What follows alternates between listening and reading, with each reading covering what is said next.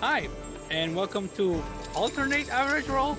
We're half of the group of gamers who love tabletop role-playing games, and we love sharing them with you, our dear audience. And we are here today because we're about to embark on a new campaign of D&D, and I'll be your DM. My name is Helena. My pronouns are she/her, and I'll be running this campaign, which I don't know anything about except that it's going to be set in my world, which is called Syndria, the Sunder, the Land, which I've used before in Mysteries from the Keep, if you're following the channel. And yeah, we're alternate because we are the group that is going to try to play every time that the main group doesn't meet. We're going to meet and play. But still, I'm going to introduce you to my wonderful players.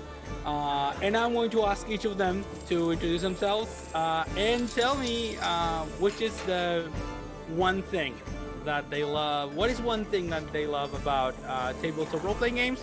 Starting with Daniel. Hello, I'm Daniel. The thing I like about TTRPGs is the ability of the actions of the characters to change the status quo. So our actions and therefore our decisions and our morals which guide our decisions have the power to change things. Ideally for the better, but if it's the kind of game you want to play, you do it for worse. And I guess that can be fun for some people. That's it. Sure. Cool. Great answer. How about you, Alejandro? Hi, my name is Alejandro. Pronouns he, him. The one thing I love about tabletop RPGs are they are opportunity for me to do funny voices with my friends. So yeah, just that. That's a very good excuse. Yeah. Yeah. And last but not least, how about you, Alejandro? Sorry, Jose. Alejandro's down there. Hi, my name is Jose. My pronouns are he, him. What I love of tabletop RPGs, the fact that you can do and play with maybe other personalities and maybe sing and act not in the same way that you do in like yourself. You can explore, be more timid, more timid, more aggressive. I don't know. I love playing with this. So today what we want to do is basically go through our session 0. This is going to be deeply inspired by Bob World Builder's Ultimate Session 0 checklist, links below. The music that you're listening to now, it is from Tabletop Audio. We thank them for this. It's called The Heart End, links below as well. And yeah, we're going to go through all of these topics, analyzing what we're going to play, and then we'll start playing and uploading the sessions as we do with other campaigns. I don't know if you have any questions before we start, or should we just go right ahead and start? Let's go. Yeah, let's go. Okay, so the first thing is this team building exercise, which we already did. It is the part of about what is thinking you love about TTP RPGs. The thing that I love, which I didn't say, but the thing that I love is that you get to tell stories with your friends, and they are memories which become indelible in your mind as important sometimes, as real as things that you did in the real world. So I love that, and I love running games for my friends because of that as well. The second part which we had was we did in a previous session, we discussed a little bit about this campaign, and we basically rated the campaign in 3 axes: exploration, combat, and roleplay. Our results were that we got 9 points for exploration, 8 points for combat. We rated them from 1 to 3. With 3 being the one we were most interested in, and then 1 being the least interested, but still, we love all of these part of the game, but we wanted to be sure of what we wanted to play. So exploration got a 9, combat got 8, and roleplay got 7. So that's going to be our priorities for this campaign. And now I wanted to ask each of you, as a player, what's one strength you bring to the group? And I'm going to start in reverse order, so let's go with you, Jose. What is one strength? Maybe the fact that from all the players in Average Pro, I'm the naive one and the less experienced in D&D. So there is a lot of things that maybe other players know, I don't know, or didn't know, and that helped make very bad decisions because I really don't know. And just try to make some curveballs to my companions to do things that they didn't think was the best idea. I don't know. Very good, actually, yeah. Bad decisions, quote unquote, I would say, because those decisions usually end up in very dramatic and interesting things. How about you, Alejandro? What is your one strength that you bring to the group? My chaotic energy. I love to push the campaign forward. I don't like when we dilly-dally all the time, and I want the group to do things and cool things and to put cool things to happen. So yeah, let's go. Whatever you are preparing, we are facing it head on. Don't take the cautious decision. Yeah. Awesome. And last but not least, Daniel, what is the one strength you bring to the group? You think? Interesting. I wrote drive and motivation, so character drive. I've been mostly a DM for most of the years that I've been involved in D&D, and I've gotten to play very few characters, so I enjoy the crunch mechanically, but it's mostly exploring a character concept, which right now it's broad archetypes. I've gotten to play so few that I'm still going through the sort of the basic examples, which means that generally what I find of the character that is fun is a singular goal that I give them, which makes it quite easy to tie the whatever plot hook we're chasing into that character drive. Very cool. Yeah, and I think it definitely tails into what I've been talking about this campaign before. Yeah, having our own character arcs, because there's going to be basically 3 players for most of it. Maybe we'll have some guests, but we don't know if they're going to be regulars or anything. The 3 regular players are going to be the ones are in the screen now, plus me DMing. Okay, awesome. I love your answers. I think they're very good. Let's go now to the boring part, because before we go into before that, maybe we should clarify what level is this campaign, because there is something special about this. Yeah, it's going to be below, but yeah, just so you get an idea, this is going to be a campaign with characters in tier 3. This is 11th level in D&D, so it's a very high-powered campaign, which is usually the one thing you don't get to play. So that's why we're doing it. Like, nobody plays it, so that's why we're going for it. We're playing tier 3 and tier 4, hopefully. So yeah, all of them are starting with 11 levels. Of course, multi-class is allowed, so we'll have some options maybe of people who are more than one class, but yeah, they will have 11 levels in total. Yeah. Elena, sorry, a technical comment. Can you don't use a full length sentence, so I can show it in the screen. In the Daniel player, what he can bring to the group, for example, can you put in concept? Okay. Yeah. So I can show in a new line. Okay. Yeah. Did you pause the? No. No. This is live. It's okay. This is session 0. Yeah, it's session 0. We're just going to the thing. Session 0 for the session 0. Yeah, exactly. Yep.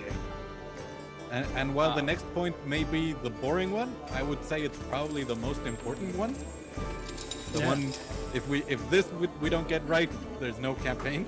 There's no game. Yeah, that's true. That's certainly true. Yeah. So, campaign length. Do we have any idea how long we want to play this? Because I said, and you just said, I'd love to go into tier 4. That'd be up to 20th level. But are we going for that? Are we just? I wouldn't plan for that from the beginning. Okay. I would. What I wrote was basically either one long adventure, 15 to 20 sessions, or we do 2 or 3 shorter ones, and we can fit in breaks in between them where we do other things. But basically something where we can level 3 or 4 times, like explore tier 3, complete some character goals if we have them, if we come up with them, and then we figure out like, do we want to continue this? Do we want to do something else? But I wouldn't jump into A full length if campaign. yeah. Complementing. I wouldn't design 11 to 20. Yeah, adventures. it's a large commitment. Yeah. Complementing what Daniel just said, I would say I'm up for trying to get to 20th level, but we aim that, we don't put it as a goal Sure. Yeah. Yeah. because we don't know. I mean, maybe the other group suddenly becomes more regular and we can push the other campaigns forward. Yeah. They during this one, I don't know. And I think that what can we do is maybe create a starting arc and like a role, play that and see how it's going, and maybe expand from that. By the way, from the options that Daniel said, one long adventure or 2 or 3 short ones, I'm more inclined for the one long. The long. So you'd rather have like one long adventure instead of like a couple Yeah, of short more adventures? cohesion. Yeah. I think it depends what we decide that this is about. Like Yeah, if it's that is true. but, like if each of our characters has a goal, then that could be the short adventures. We do Yeah. 4 or 5 sessions for each goal. Or if we decide, okay, we have common things to do, or there's a clear adversary, the long adventure could be dealing with that. Yeah. I like it. Yep. Sure. Sounds good to me. I'm willing to that. So yeah, but explore theater. Yeah, I'll try definitely. We'll see if I think that idea of maybe having like an arc for each character sounds very good. But yeah, also having one which is like sort of prologue, overall arc for all of you. Yeah, definitely. Okay, how often are we playing? Do you have any ideas about this? I, Go ahead. I think we would try every other week. Like, Yeah. we're playing every other week with the larger group, and the weeks that we can't play, we play this one. Yeah. Yeah, like I think. So Yeah. our And- beautiful audience have content every week from us. And more importantly, we get to have a game Yeah. every weekend. Yeah. We A get high to play power every week. one. Yeah. But considering that, like 20 sessions, that's probably a year. Yeah. With holidays, with people having to miss, like 20 sessions every other week, it's almost a year. And again, it's us. So if we say 20, it's really 25. Well, no, it's 2 because years. see, that's why I said 15 to 20, because we design for 15 and we go to 20. Yeah. But we're still getting Are you sure? experience or We milestones. never every It's time. it's 25, but just give it time. So yeah. There's fewer of us. How much more can we get? Sure we will. Yeah. We will. Do you remember Point of Light? Yep, before this we was the streamed? size of the first, Yeah. where I had 2 lines. Yeah. They traveled from village A to village B, where the adventure happens. 2 hours in those 2 lines. Yeah. Yes. It was great. Session length. So, I figure if we do this digitally, 2 hours of actual session with 15 to 30 minutes before and after of like chatting about how things are, technical issues, and then maybe chatting after. So we schedule 3 hours, but we try and get it 2 hours of actually playing the session. Yeah, minimum If 2 we ever hours. wind up playing in person, I'm willing to extend that to 4 or 5. Like if we're actually taking the time to travel to a place in person, I think it's worth to go long. Yeah. What did you think? I would love 3 hours of play, like not reduce it to 2, but actual 3 hours to play. And if we are meeting in person, 4 or 5 If we are meeting in person, maybe the people in the internet that one guy that watches secretly, that probably is one of us, he's getting maybe just an audio. We don't have a camera. Yeah. No. If situations ever let us play in person safely, we'll figure it out. Yeah. By this point, we've bought so many microphones and cameras that we'll cobble together something. Yeah, maybe. We don't know. Could be. And I agree with Alejandro. And I hope for a longer sessions if all the technical issues are resolved before. Okay, so in that case, we will go for them for 3 hours of actual play, and then around like 3 hours and a half for us. Yeah. Yeah. Because yeah. camera issue, like Yeah. Okay, let's say 3 hours. all. To chat. What? We like to chat. Yeah, we chat. Yeah. We? No. No. Okay, the big question: day and time. So I'm fine with scheduling 3.5 or even 4 hours as long as it's earlier in the day. Okay. Yeah. I'd like to finish at 10 p.m. at the latest. So even if we like wind up going a bit long because of an important fight or something, we don't end past midnight. But like scheduling it to always end at midnight for me is becoming an issue. Yeah, I can do that, but if it's Saturday, Yeah, Saturday works for me. so I don't have to worry after work like, oh, in 5 minutes I have a session. Yeah. So Saturday afternoons. Saturday Yeah. afternoon. Sounds pretty good. Something like 6 to 10. 6 to Yeah. 10? Oh, good Yeah. idea. I'd love to have it like have a regular time, Yeah. so Yeah. we are all like we know that we're playing about this time, and anybody who can join us, like, because otherwise we'll start with the thing like, oh, but we can go here or there, like, you know. Yeah, no. 6 to 10. 6 to 10 is 10. Awesome. 6 to 10 p.m. then.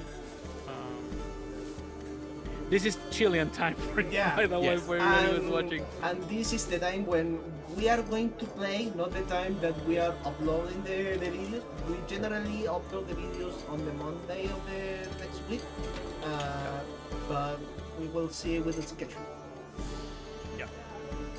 Okay, yeah, this is something that I wrote, which is what I'm using with another campaign that we're playing, which is the waiting time. This is waiting time for someone to arrive. So I think 15 minutes, like for example, if it's 6:15 and someone hasn't arrived, I think that we should go ahead and play it. Now, there's the thing, which is this next point, which is session canceling. Of course, you know, if I can make it, I'm sorry, but you can meet and play. But are we going to play if one of you are missing, or are we going to cancel in that situation? Because it's only 3 of us. I would say having only 4 in the group, 1 absence is enough to cancel. Yeah. Okay.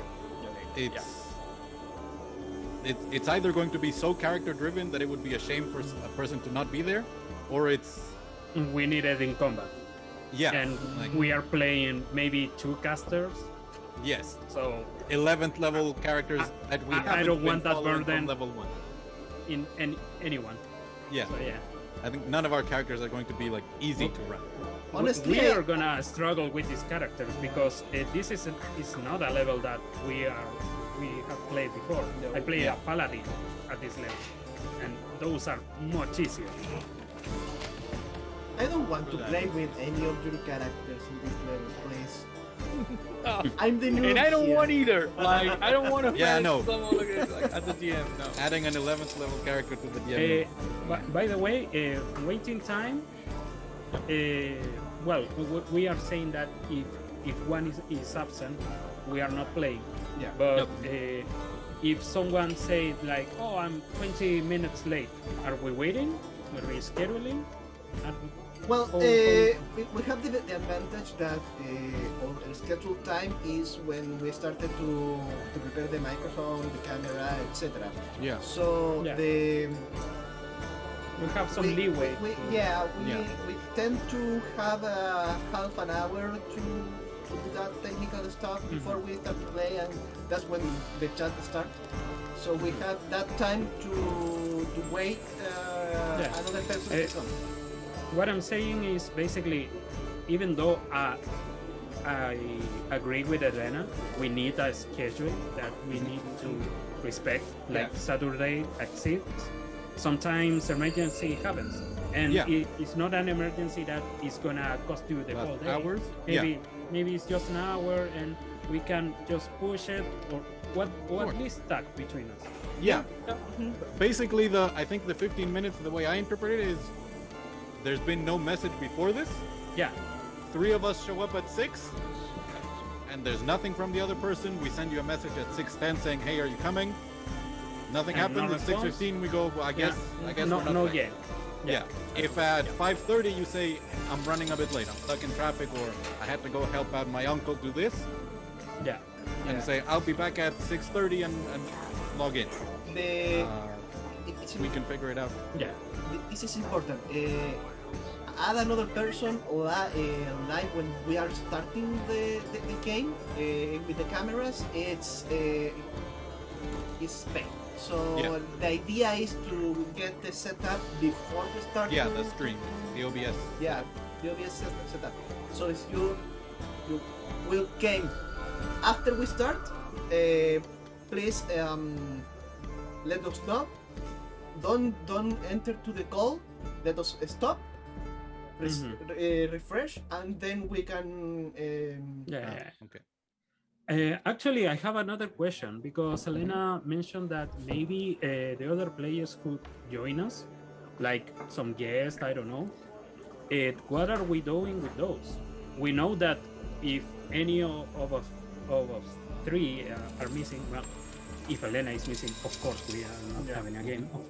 But if we are having like somebody else, are we canceling too if they are missing? No. If they are late or they didn't tell that.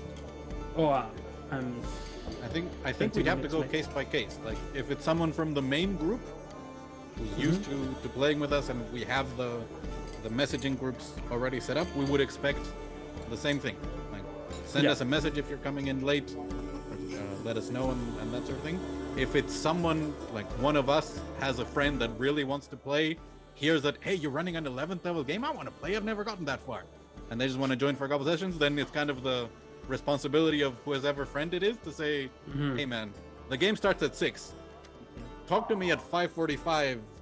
Like, let's make sure you're set up before we start the game. Yeah.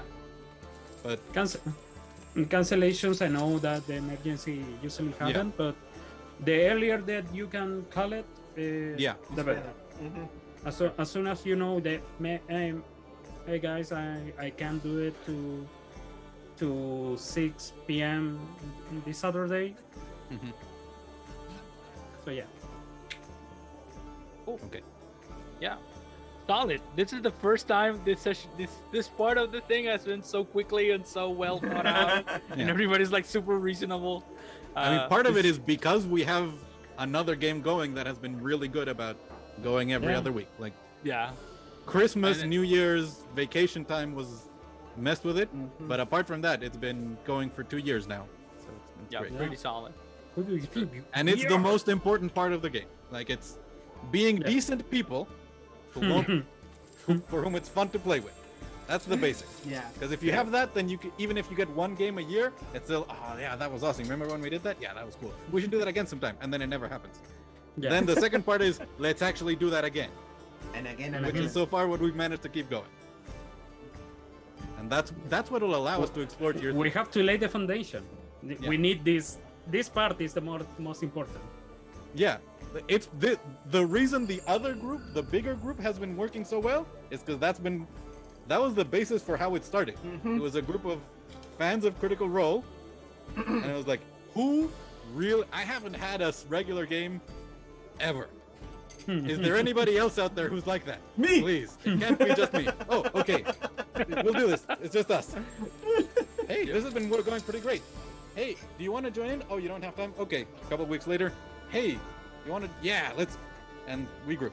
And by now it's been going so long that it's like, every other week is like too little. Like, there's weekends that I don't have any D&D. Wouldn't it be fun? Yeah. Yep. Yeah, it would be. So We are solving that now. So, Yeah. table expectations. Elena, go. Yeah. yes, Let's go with total expectations. So this is once again a very good section in Bob War Builder's Ultimate Session Zero's checklist, but I narrowed it down because some of the things we already know about, we already discussed. So food, I think yes, everybody can eat. I don't have a problem with that, as long as your mic is silenced, so nobody has to listen to you crunching your whatever it is you're eating. Alcohol, yes, as well. I have no issues with you drinking anything like and you are always super reasonable about it. I had issues with alcohol in the past, but this has been a very good.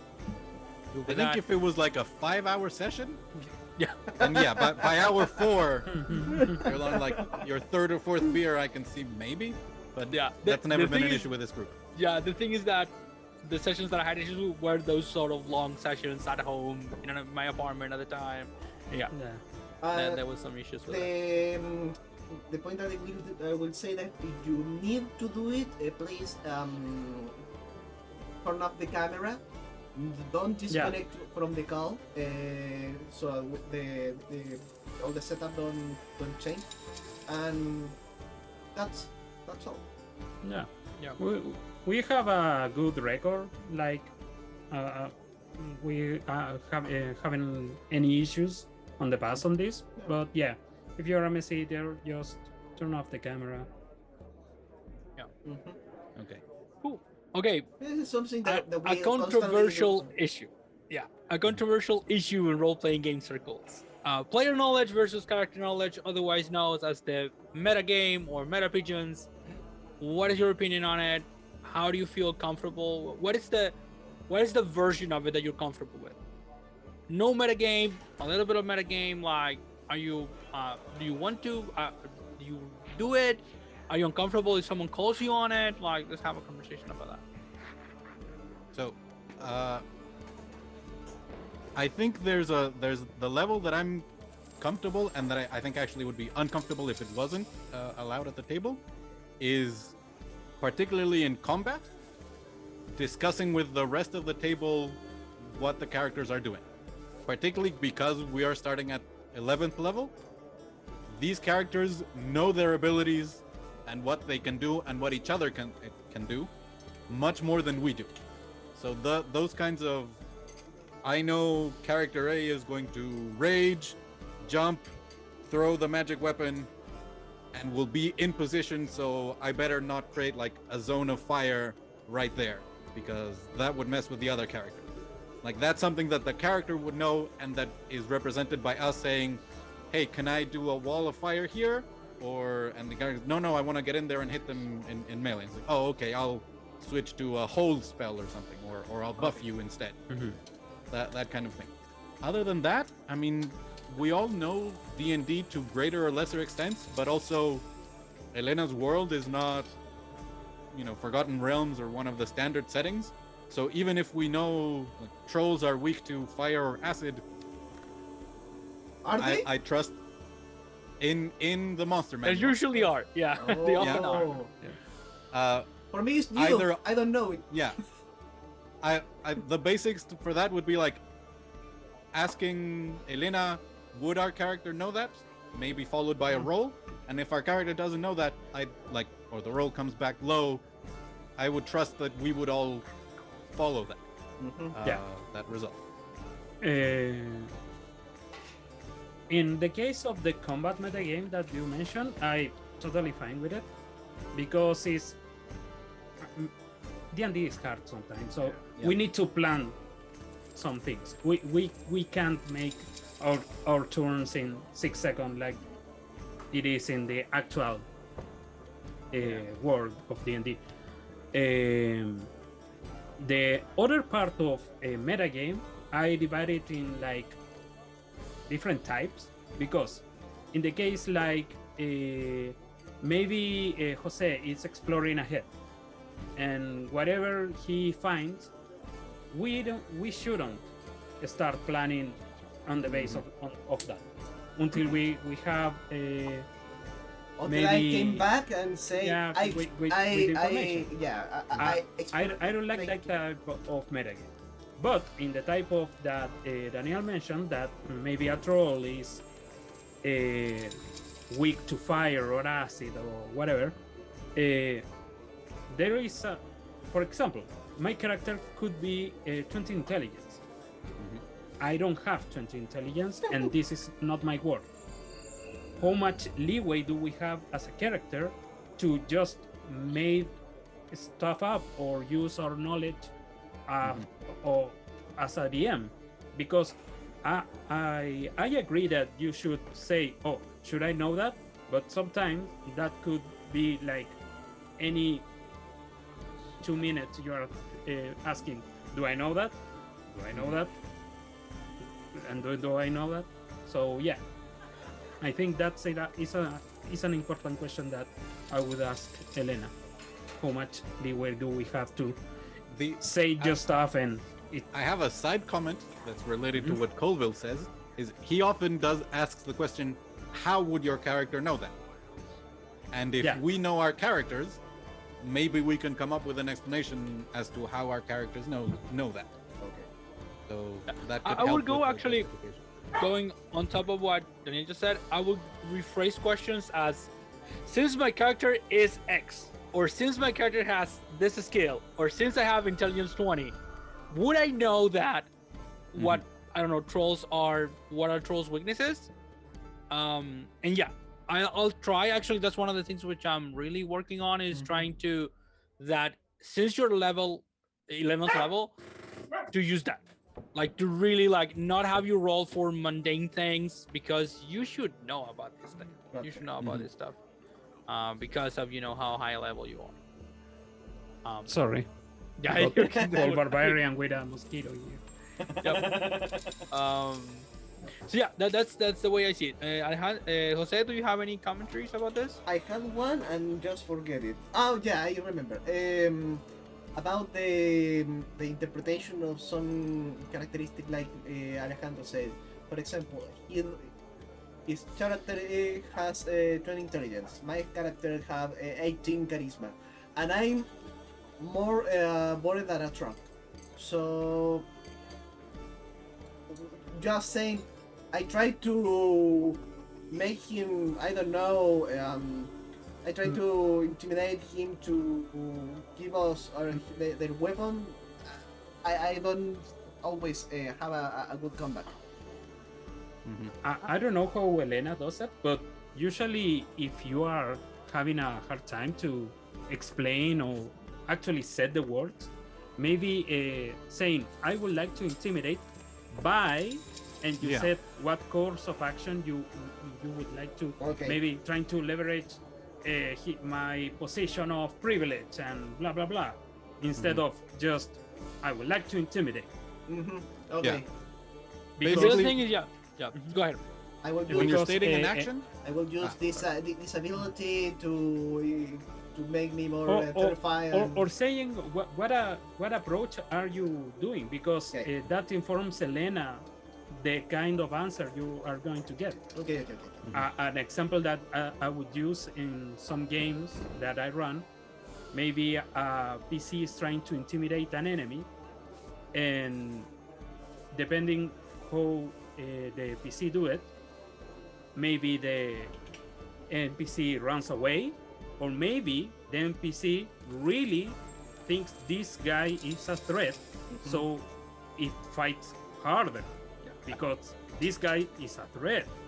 So saying the intention and what is your approach, I think it works wonders here. yeah.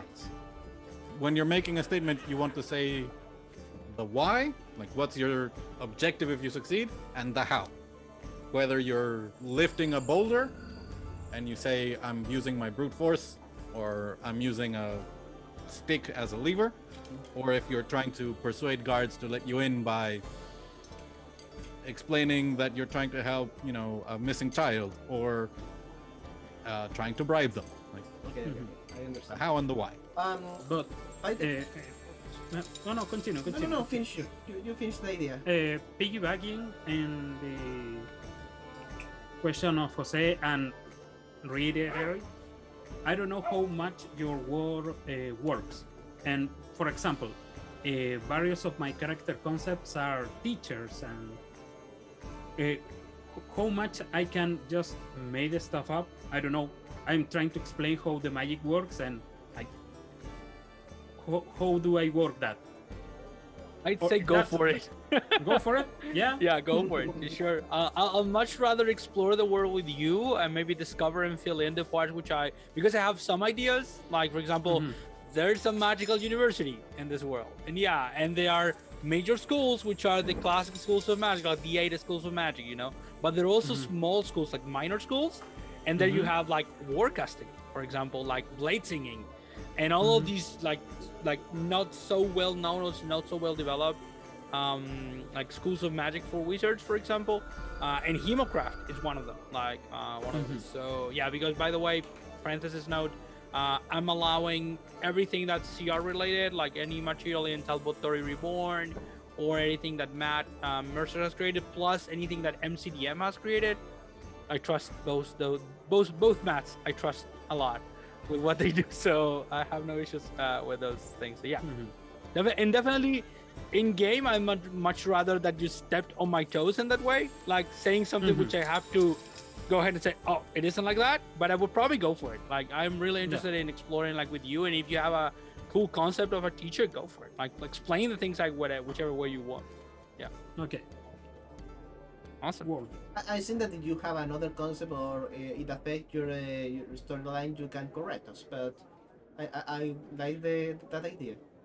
I'd say only in the case that is really like goes against, for example, the adventure we're playing or something like that. But as long as it is something that is reasonable within the world, I can even explain or say something. Yeah, for sure. The point I wanted to say before that I interrupted Alejandro is most of the things that we are talking about are things that we implicitly has been doing in our previous groups. So there is a lot of things that isn't new for us, but it's a good idea to talk about it. To have an even feel. Yeah. Correct. And for the people that are Can embed shit. and for the people that will be watching, I hope. Yeah. Cheers. Ooh. And Sorry. Hopefully this is useful. Yeah. Hopefully this is useful for people who are actually like, that they're watching and like, oh yeah, I'm going to do this. Like when I run my. This is an actual session 0. Yeah. Okay. So should we move on to the next topic? Yeah. yeah. Okay. This is very important for me, which is character drama, which I try to write this question in a couple of ways. Like, what I mean is because we rated role playing like the lowest in average in our priorities for the game, your rankings for the game, but we're still interested in that. After all, it wasn't said, a 4, which was the lowest that we could have got. It was 7. like one lower than the second one and 2 lower than the first one. So everything was very almost the same. So but the question is, like, how much interested are you like in character drama? For example, using CR as an example, Critical Role, are you interested in exploring like ideas of your own character, like having your own goals and maybe, I don't know, having things from your past, because these are 11th level characters, so probably they have a huge past, maybe previous parties, maybe families, allies, enemies, are you interested in me incorporating this into the campaign, or would you much rather go for something like, yeah, I'm 11th level, but I'm an adventurer, and I don't have much ties to the world, and I would much rather go, for something new and maybe create my own enemies and allies in game while we're playing? That's sort of like the question. So, cool. For me, I'm more about I go for the drama. I try to all my characters try to use their backstories, their background as a foundation for what I do, and the fact that Alejandro.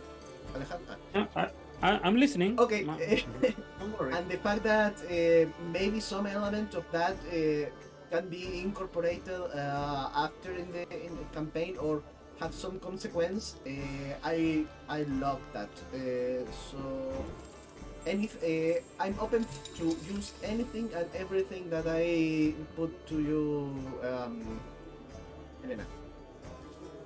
Daniel? Yeah, I'm fine with characters having their own like separate goals, and using elements of our backstory, which in my case is fairly nebulous until we define exactly who our characters are and how much they know each other. What I'm not so interested is inter-character drama, but I think we'll get to that in a couple of points later. Yeah. Yeah.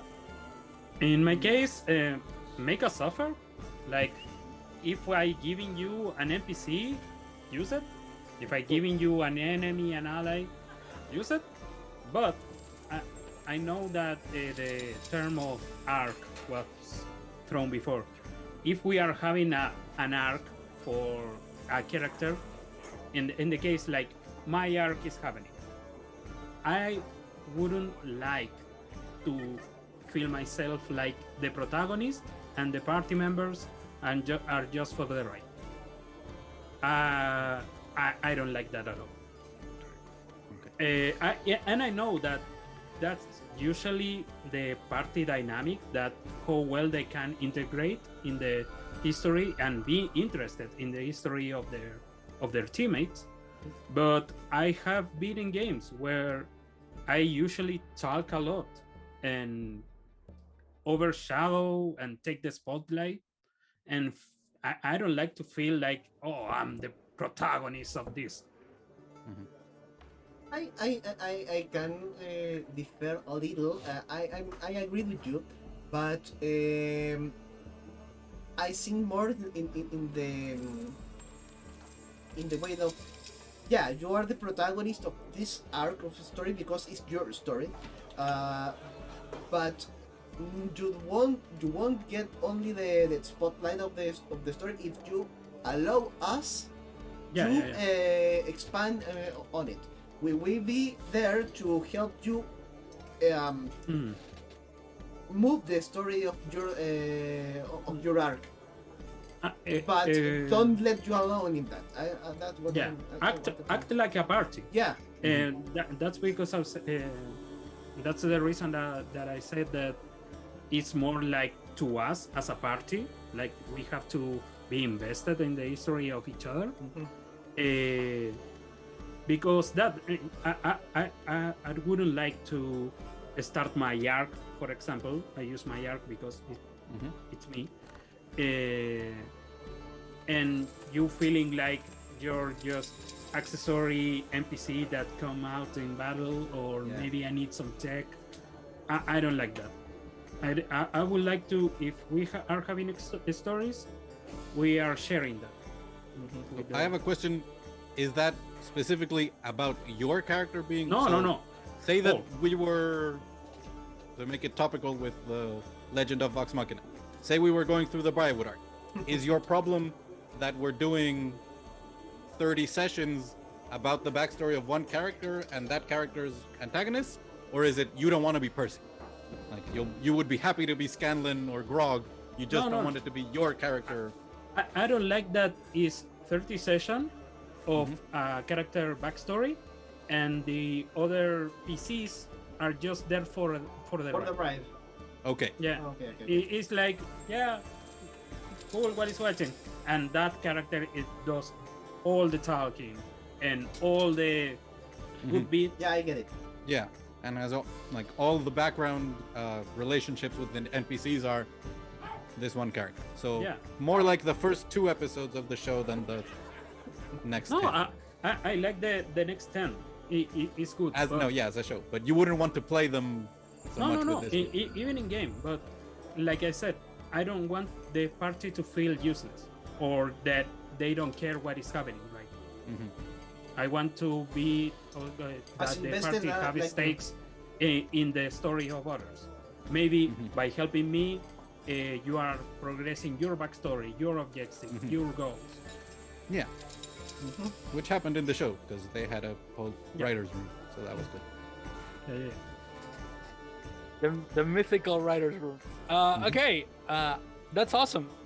That's very super good information, and I'll be sure to try to like weave all the threads together in such a manner that you can all participate for sure. Any further commentary regarding this, or should we move to the next topic? We're fine. Yep. Okay. Let's talk about taybacks or retconning. Like, this is something which is I'm usually very lenient with. Like, if you say, like, to the point of, if you in between, or even if in a session you tell me, I don't want to use this spell anymore, I'm changing it, and I'm not one of those casters that can change that spell so easily, I don't care. Feats, spells, ability scores. As I think Matt Colville said, the character sheet is an imperfect representation of what the character is. I'm much more interested that your character is the best. The character represents your character the best way it can.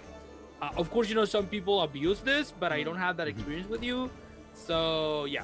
And I probably wouldn't play with people who abuse that. So, but what is your opinion about that? Are you okay with that, with those sort of things?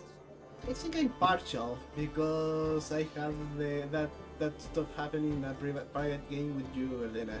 I had to modify a character because some stuff that happened, and that improved the story. In fact, because the only reason that we did the character modification was because to improve to progress the story, the stats of the character didn't match with what we had to do, so I had to treat some stuff to that. I think that allowing us to do that, because only are statistics and not lore wise or story wise, I think this good. And the other retcon will be, I think, you have the concept of your character, you have what from the starting point and where you want to go, but you don't know everything in between. Maybe some stuff that happened in the campaign I'll make you think maybe my character knew about this or had this experience because something before, and we can incorporate that retroactively with in the story, talking with you, Elena, first.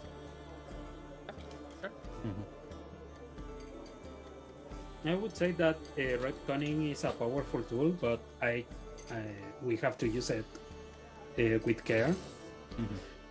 Because well, if the story isn't sacred, well, why do we care? If we can change anything, why do we care? Saying that, Daniel knows that I'm pretty, and well, you all knows I'm pretty indecisive, and I'm thinking of new characters and new. Maybe I could do this same character, but in another class. So, yeah, probably I'm gonna use it. Beware, put a stop to me. If I say maybe I can change something, feel free to say no. Okay. So I can shut up. Yeah. But Because I can't control myself. I just think endlessly about the characters and what can I do. And if you see a good idea, maybe tell me yes. But if I'm just saying stuff and you think this sucks, tell me no.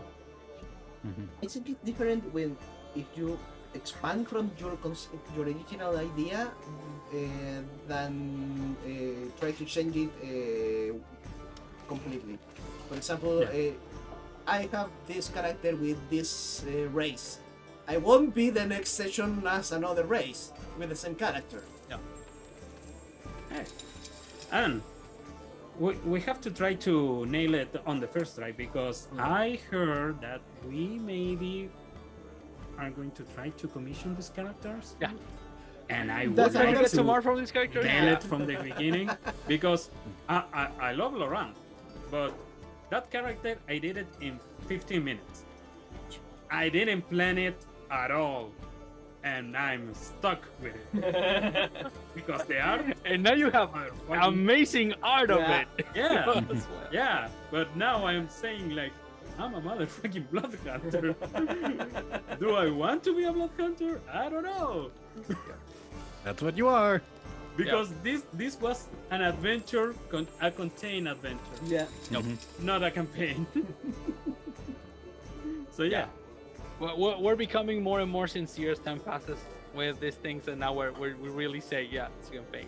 It's not an adventure. How about you, Daniel? By the way, You we love you, Diego. Hi. Yeah, we're big It was fans a of crew. that. We love our I- crew. Yeah. The paladin that I'm playing there, I've been trying to play that character since I started as a DM with the choose your own adventure thing that taught me how to play. I tried think to I play it never in Fandelver for about 5 sessions, and then that game stopped. So the backstory has changed, but the character is the same. I'm all in for retconning. Like the same, we haven't had a bad experience with having any kind of abuse. So, like, if it comes to the point where we realize, even like a whole session or 2 sessions where we like, why did we go here? This doesn't make sense with any of our character goals. We've just been like noodling around these mountains when we should have been back at the capital dealing with all that stuff. I would be fine, like, as long as we're all in agreement, like retconning whole sessions, changing characters one session to the other, like, no problem. So Don't worry. I don't foresee it happening with my character. I'm pretty happy, but who knows? Like, again, the character is a fairly nebulous cloud that can be like filtered through 2 separate character sheets, and it's the same character. Yeah, we know. And don't worry, that one viewer, if we are retconning a whole session, you wouldn't know. We'll be nice enough and we'll let you know at the Yeah. beginning of the Why? next session. Why? We control this world. We control the narrative, the media. Yeah, no, I don't like to be. I don't want to We be. can Big Brother. go. We can for always Big do the Brother on usual. this. An oracle wakes up in a cold sweat, having Yeah. seen the vision, and then that Wow, character stops what a hours dumbass. and says, "Don't go to the mountains. You have to stay Literally. here in the capital city. Yes. Yeah. Yeah, sure. If you Okay. go there, you'll be stuck for hours and hours. Doing nothing. It'll be super boring." It's true. Like a retro prophecy stuff. Yeah. Are we okay then with Yeah. this topic? Yeah, sure. Let's go to another controversial topic, which is player versus player action, or what is otherwise known as PvP. Opinions, limits. I think Alejandro, you already said something about this. So No, what is it- your? It was Daniel. I don't have a problem with PvP because I trust that we are mature adult people that know separate one thing from another and what could hurt a fellow player in the table. But we are level 11 P6. PvP is hard. We can get really stupid with this. In a few more levels, like maybe stupid shit. Yeah. So if we are gonna do it, I doubt that we are going to engage in it.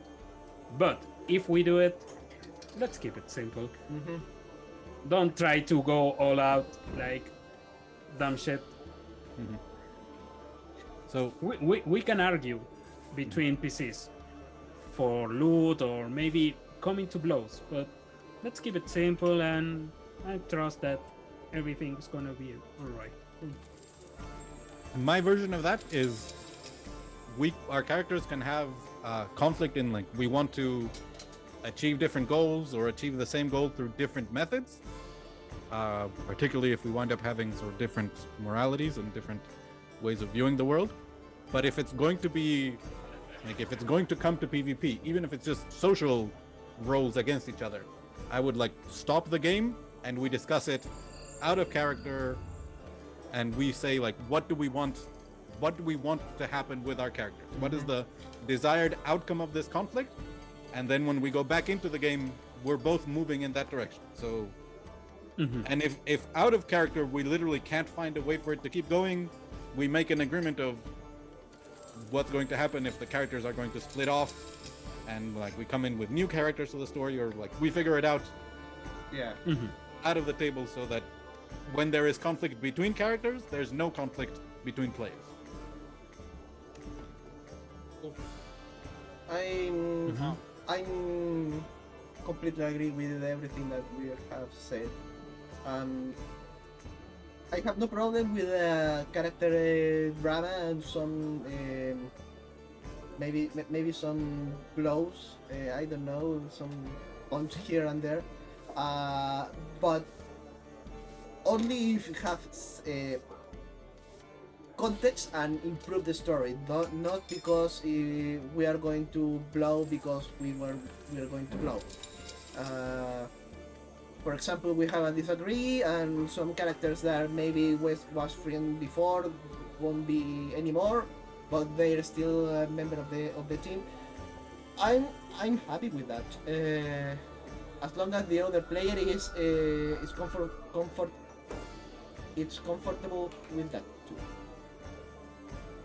Awesome. Cool. Mhm.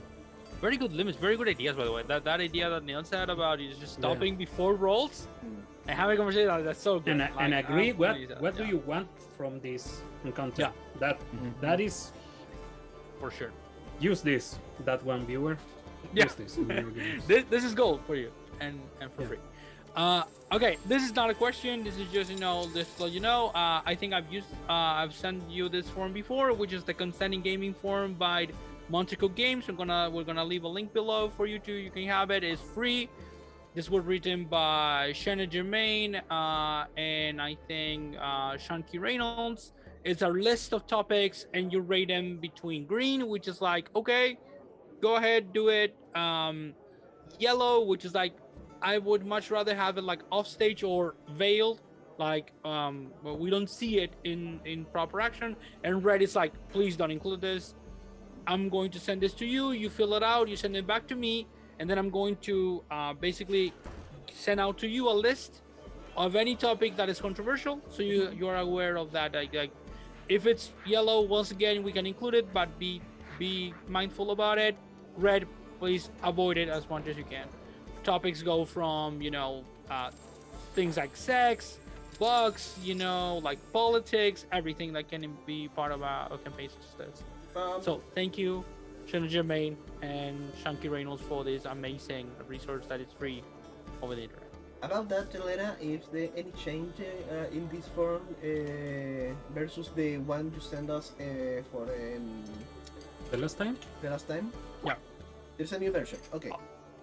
No, it's the same one. It's the same one. The same one? I think in this case it's good, like just to refresh, maybe like once again, there's a rating. Maybe the rating will change a little bit because maybe we want to explore something Life has more. changed. Yeah. Yeah. Okay. Yeah. Okay. Yeah. And anything, apart from that.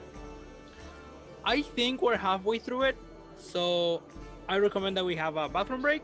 We Yeah. have a little stuff here, pause. We grab a drink, stretch our legs, and then we come back for the next half of it. Okay? Okay. So see you in like a couple of seconds, viewer. We're Yeah. going to take a little bit more than that.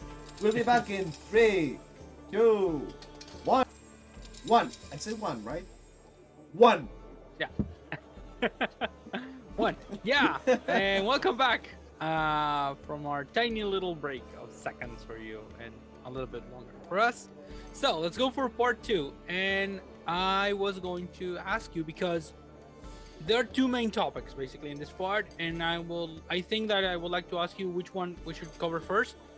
This is characters and the campaign as a whole, like themes and ideas and all that. We can do it either way. We can start with the characters and then go into the ideas of the campaign, or maybe we can discuss ideas about the campaign and then create the characters, like have a better idea. Which would you feel would be better in the Ooh, situation? Hard, because one can inform the other. Yeah. Yeah. I think I would rather define our characters, Okay. which for me just means one thing for one question for Alejandro. And Right? Why do then you and have then to- we move to the second part of the history of the party, and once we decide that, we figure out what are the threats that we're going to be facing. Why do you have to bother me with my own decisions? What do you think you are? You don't have to decide what class. I just need to know, are you using that one item? Because if not, I'll be the using- version of the character with it. I'm super Yeah. happy with the other version. The stats are a bit worse, but the possibilities of items are just as cool, if not cooler. So it's all Okay. you Don't don't have worry. to choose. It's just, are you going to use the? The questions for Jose are Oh yeah, the, are at the start, so I have 15 seconds. Okay, let's start with the characters. So, Okay. Jose, you are the one that has probably the best idea about your character. I hope so. Yeah.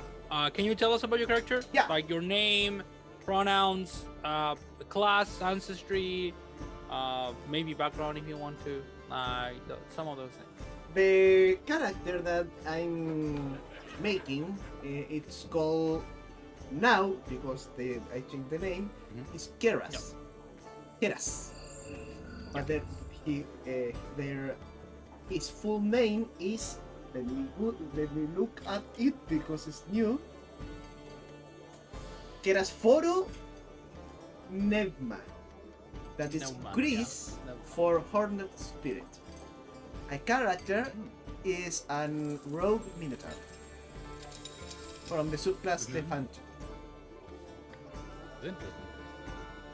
I love to wasn't play- aware that it existed until you were. Ooh, this is a rogue. Yeah, Yeah. it's. I look at the build examples of this subclass of rogue, and it reminds me a lot of maybe a little of Batman or the Phantom from the animated movie, and the fact that it's a minotaur. Well, it's a intimidating rogue, but I love to play against type.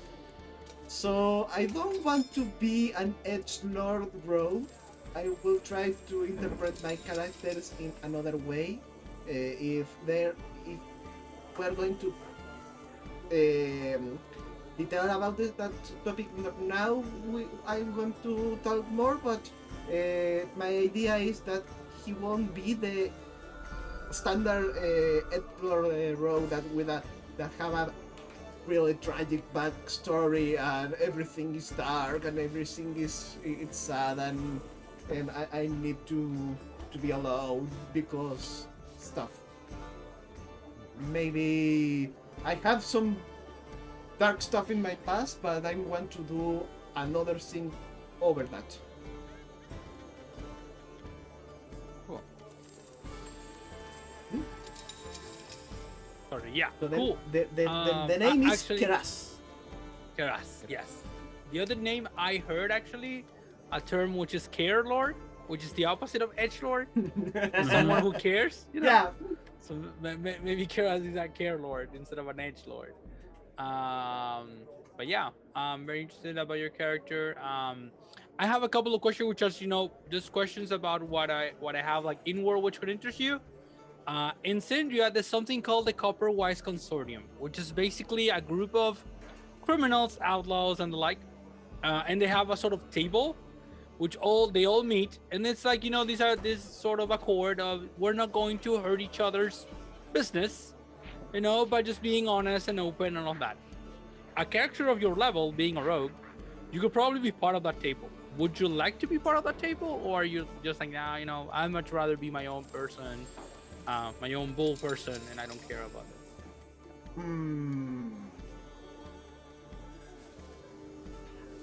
I need to leave some way. Maybe I will be part of the group. Okay. But I think that my character will try to choose very, very Carefully. very careful with his target. Okay. Most because his past or what he wants to do right now. Yeah. Well, this is a thing that we haven't talked about. If we know our characters from before, or we are meeting right now. We are going to decide that later. Okay. Yeah. But the idea is that if you are part of the consortium, even if you are not like a member of the table, you'd have access to a lot of resources. Like, for example, you can say like, who did this heist? Okay. Like, and someone says, yeah, this gang, we allowed them, we gave them permission to go ahead and steal this. Like, Or for example, if you want to know, like, is there do it's like the underworld, you know, like the mafia. They know about things that most people don't know about, and if you are a part, you're a member, you pay your member fee, and you cooperate when they ask you, if it's reasonable. And yeah, definitely you can have allies there and people that you can rely on that know things that nobody else would know, probably. Yeah, I think they maybe know about my quirks too. Yeah. The fact that the fact that I speak with the spirits, the spirit of my old party. Yeah, that's true. Speaking of spirits, this is one of the things that it fits very well. There's actually a part in my world is divided between two sides, two hemispheres. One is perpetually in daylight with various degrees. The other one's perpetually in darkness, like of night sky, with the moon and all of that. And there's a continent on the dark side, which is specifically dominated by undead and undeath energy and all of that. And there's a city there, which is called Necropolis, City of the Dead. In that place, you can access what is the equivalent of the Shadowfell in other D&D worlds. In my world, you can go to the world of spirits, to the world of the dead, to the underworld, basically. And there are, like, you can communicate with spirits there. It's super, like, normal. People go there, pilgrimages and stuff like that. So I was going to ask you, like, are you interested? Is your character interested in getting rid of the ghost companions he has, or is he like, no, these are my companions, I'm going to keep them like for as long as they exist? I think that this can be a little open. You can give another turn about this, but okay. Not opposed that I have positive and negative spirit influence. Like, for example, positive influence, my old party. Negative influence, I don't know, an evil guy that I have to kill before that his spirit did never leave the plane. So something like that I would love to get rid of, and I think it would be very fun start to speak with that thing in the middle of a candidate night. I don't know. Yeah, sure. And you can make the travel there if you're interested. Like, it's a weird place. But yeah. Yeah. Okay. But negative spirit, totally. The positive only if they want. Okay, cool. Okay, let's go to Alejandro, because I think Alejandro's choice is definitely going to be an influence on Daniel's choice. So Alejandro, you told us that you basically are narrowed down your options to these three options that I have that you should be able to see on screen now. The same character, different like versions of the character. Versions of it. So I have Dampir Wizard, either Blood Magic or School of Enchantment, Dampir or Not Dampir Warlock with the Undead Pact, maybe other pact, and Humor or Dampir Barbarian with the Path of the Beast flavored as a vampire, as a vampiric path. Yeah. What do you think? Well, my character's name is Kiel. Okay. He is a archmage or professor from a magic academy, looking for the vampire that turned him and his partner in what it is now. And he is a Dampir wizard. I'm using the stuff, so there you have it. Excellent. I'm thinking like pretty, I don't know, chill dude. I love to dump important stats, so maybe low wisdom, because I love to make stupid decisions and don't say shit. And yeah, I see him like pretty nice. Well, he followed the thread, a thread that led him to a vampire, and that ended pretty badly. So he isn't the brightest in that department. Well, so yeah. I think that my character will be very good friend with yours, because I dumped a lot.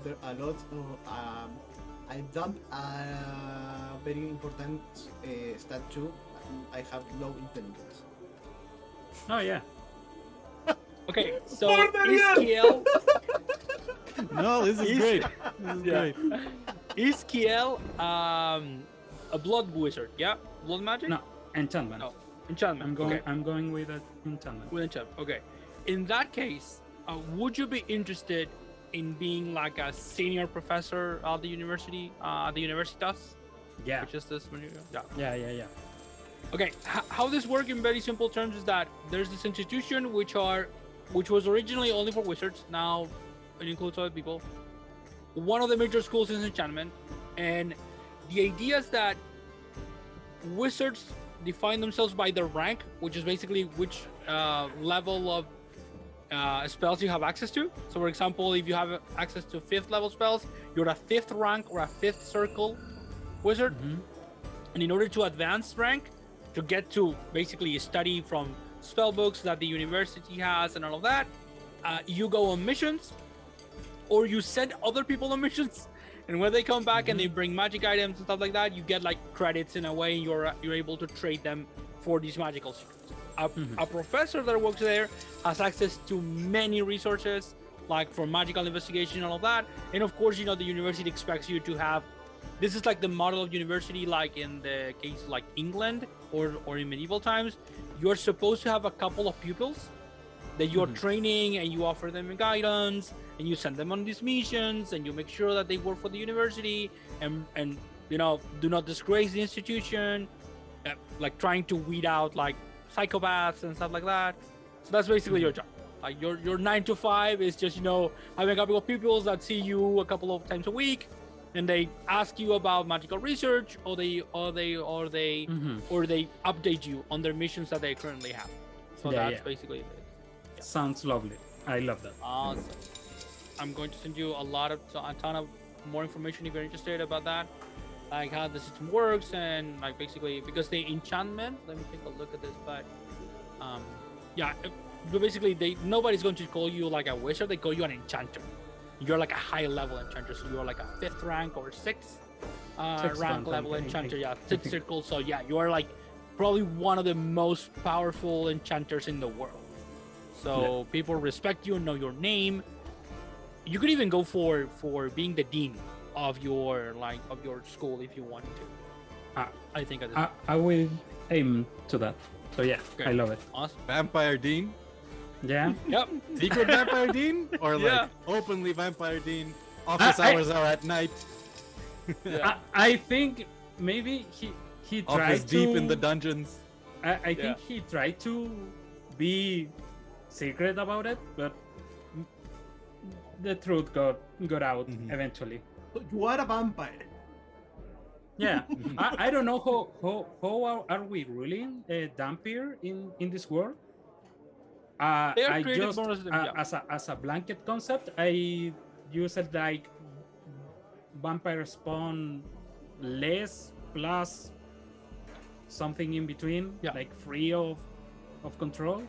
Yeah, I think that is something like they try to turn you, the vampire who tried to turn you into vampire, you resisted.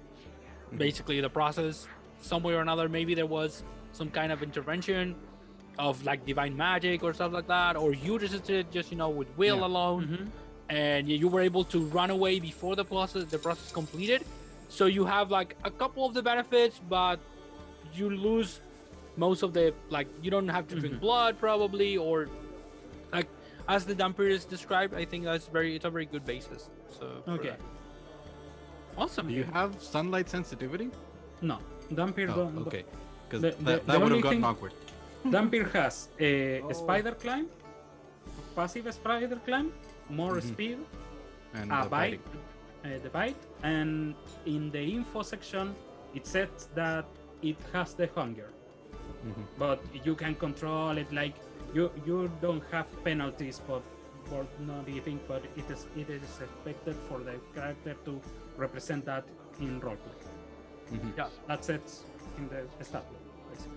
Yeah, and the hunger you define, it actually can be something else than blood. Like you have options, so you can even come up with something interesting if you want to. Like it relates to magic. Probably blood. I'm a basic bitch, and I like my vampires.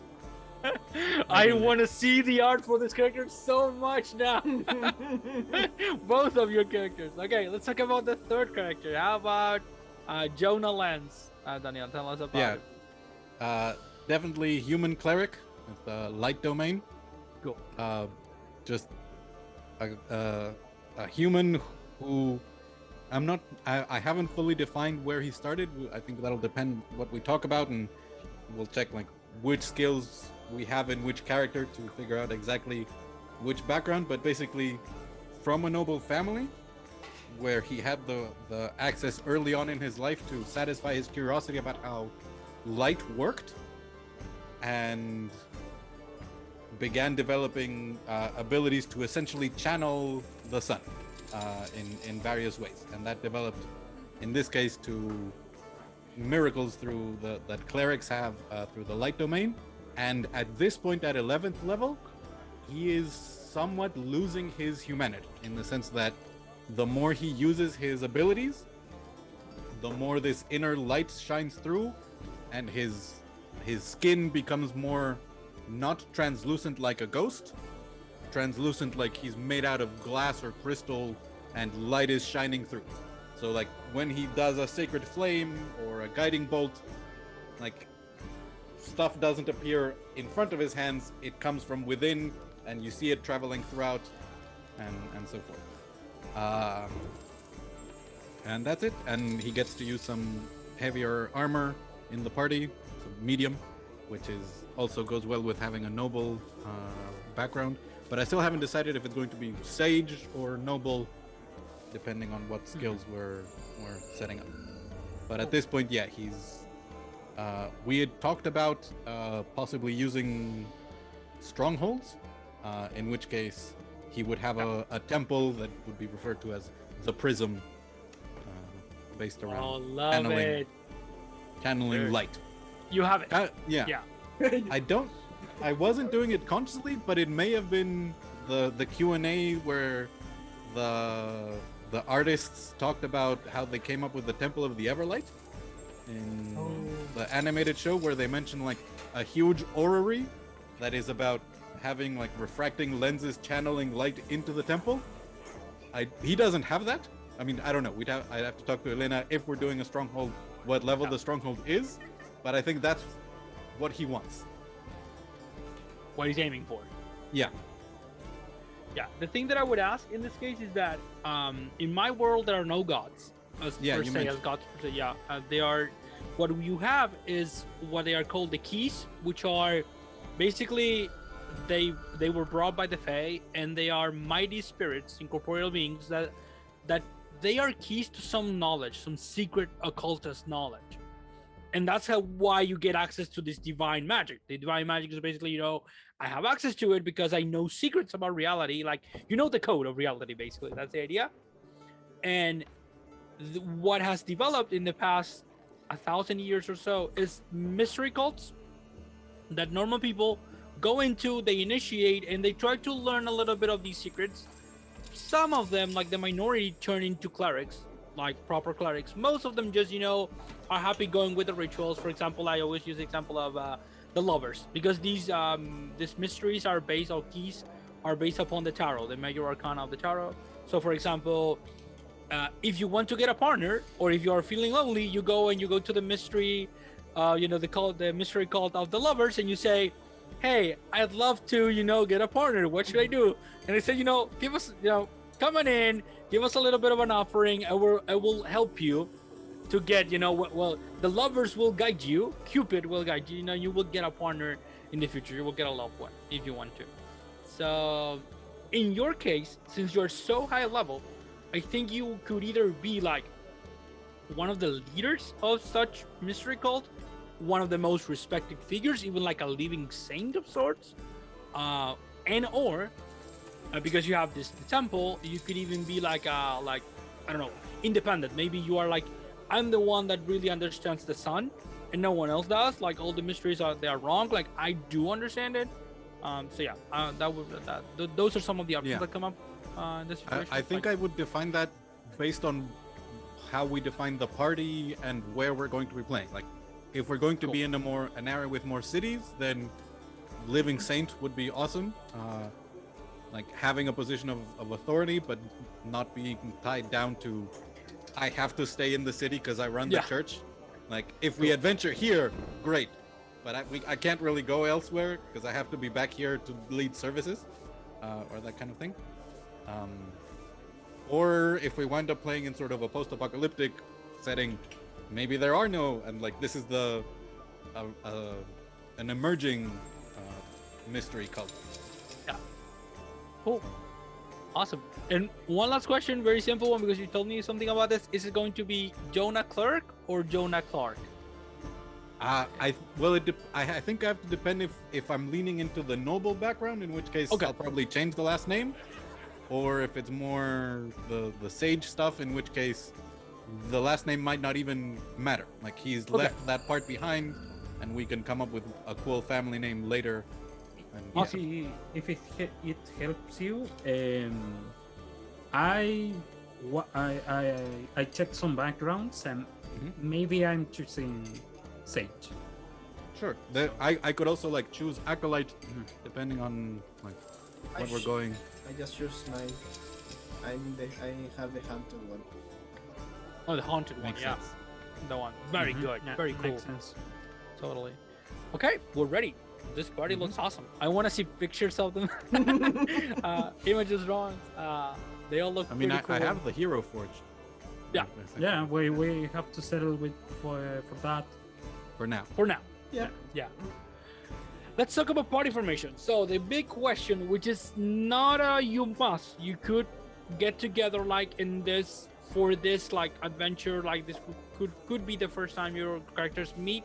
Probably you've heard of each other at least because how high level you are. So you're famous people in the world at this point.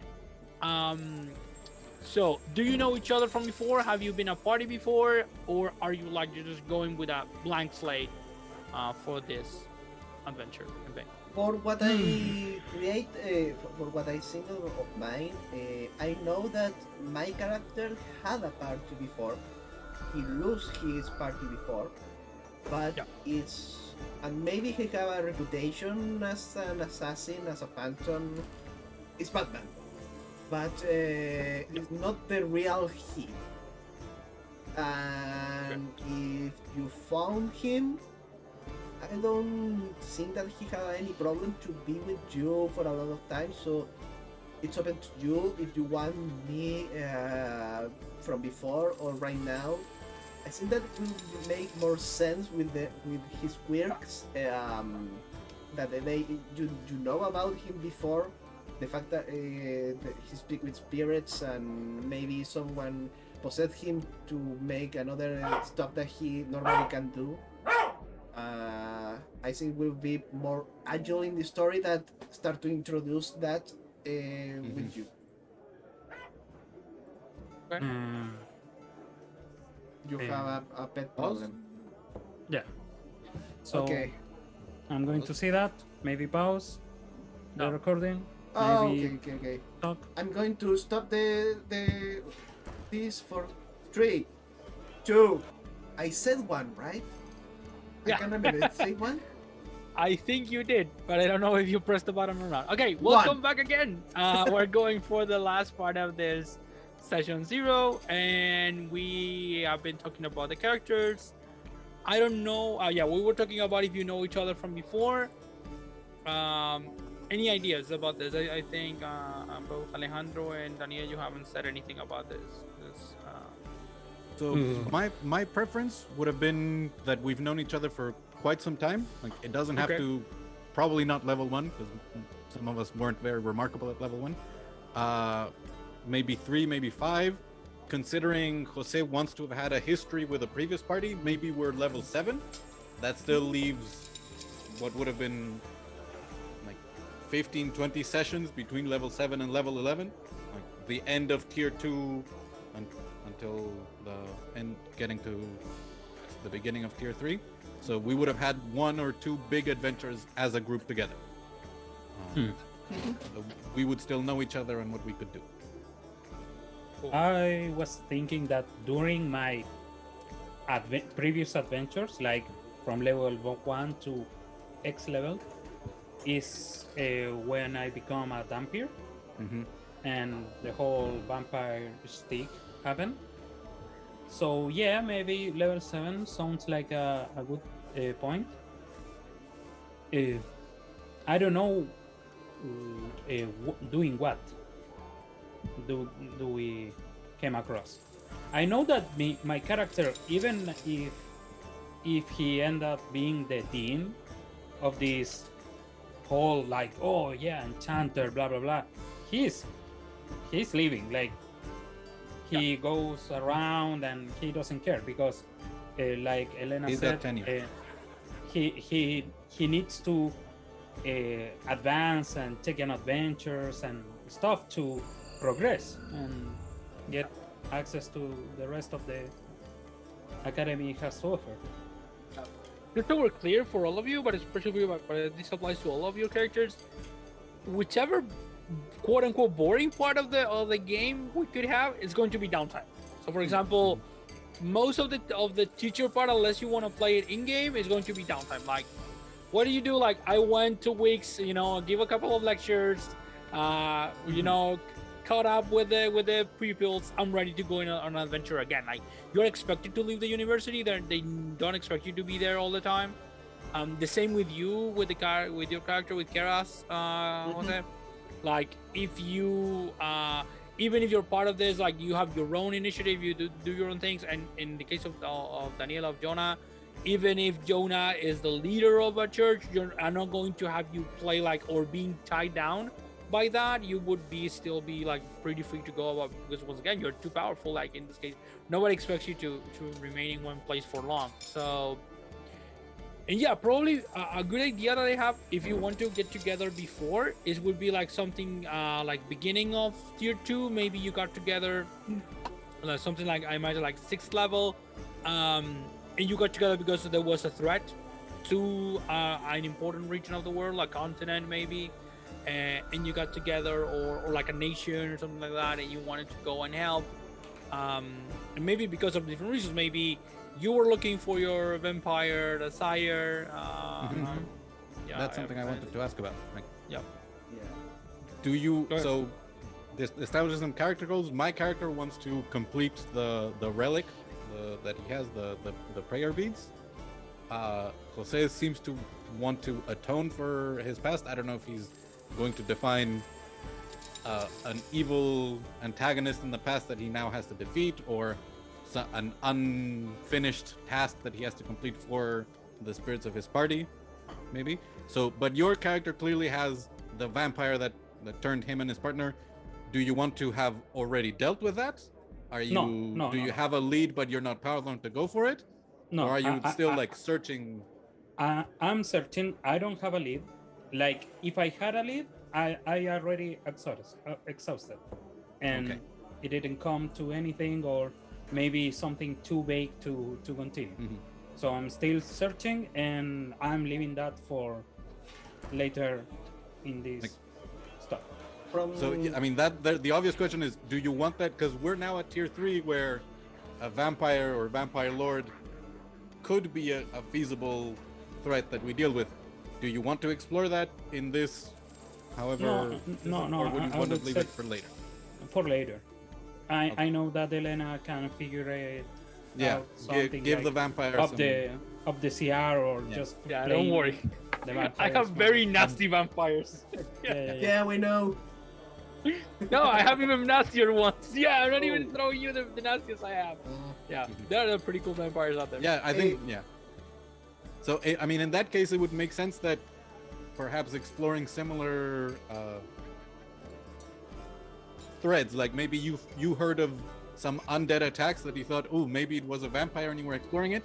I was also exploring it in the generic. People have been showing up here with no blood. I come with the light to like bring the light to this area, and we wound up like dealing with the situation and I like becoming like professional colleagues at the level of we're approaching things from two very different directions. Yeah, Three and different. from there, that if there any kind of vampire attack, I know Yeah. this guy that knows magic, that he deals with this stuff. Yeah. And I know that Vice versa. There's Yeah. One priest that one thing that I'm thinking about is if we knew each other before. Well, my idea with my previous party is I was the cause that they get killed. I'm not entirely sure it was because, for example, I was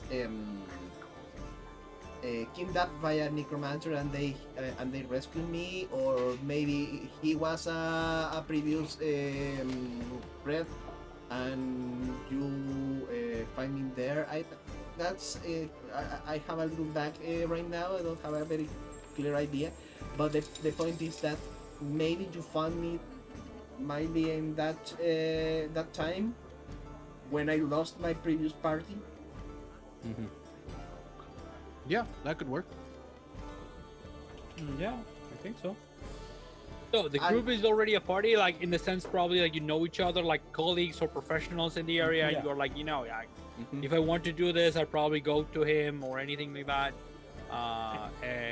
Yeah, we're working probably a couple of ventures, as Daniel said, throughout second tier, and now you're coming into third tier, and probably you're going to need each other more because the dangers are becoming increasingly more and more dangerous. I'd say. The danger is dangerous. Yeah. So it sounds like we're not going to be having a group patron. Like we're each going to be, I'm running my temple, you're Yeah. in your university. So say it's not clear to me. Are you like running this criminal organization, or are you like I'm a trying member. to stay away from it? No, I'm a Yeah. member.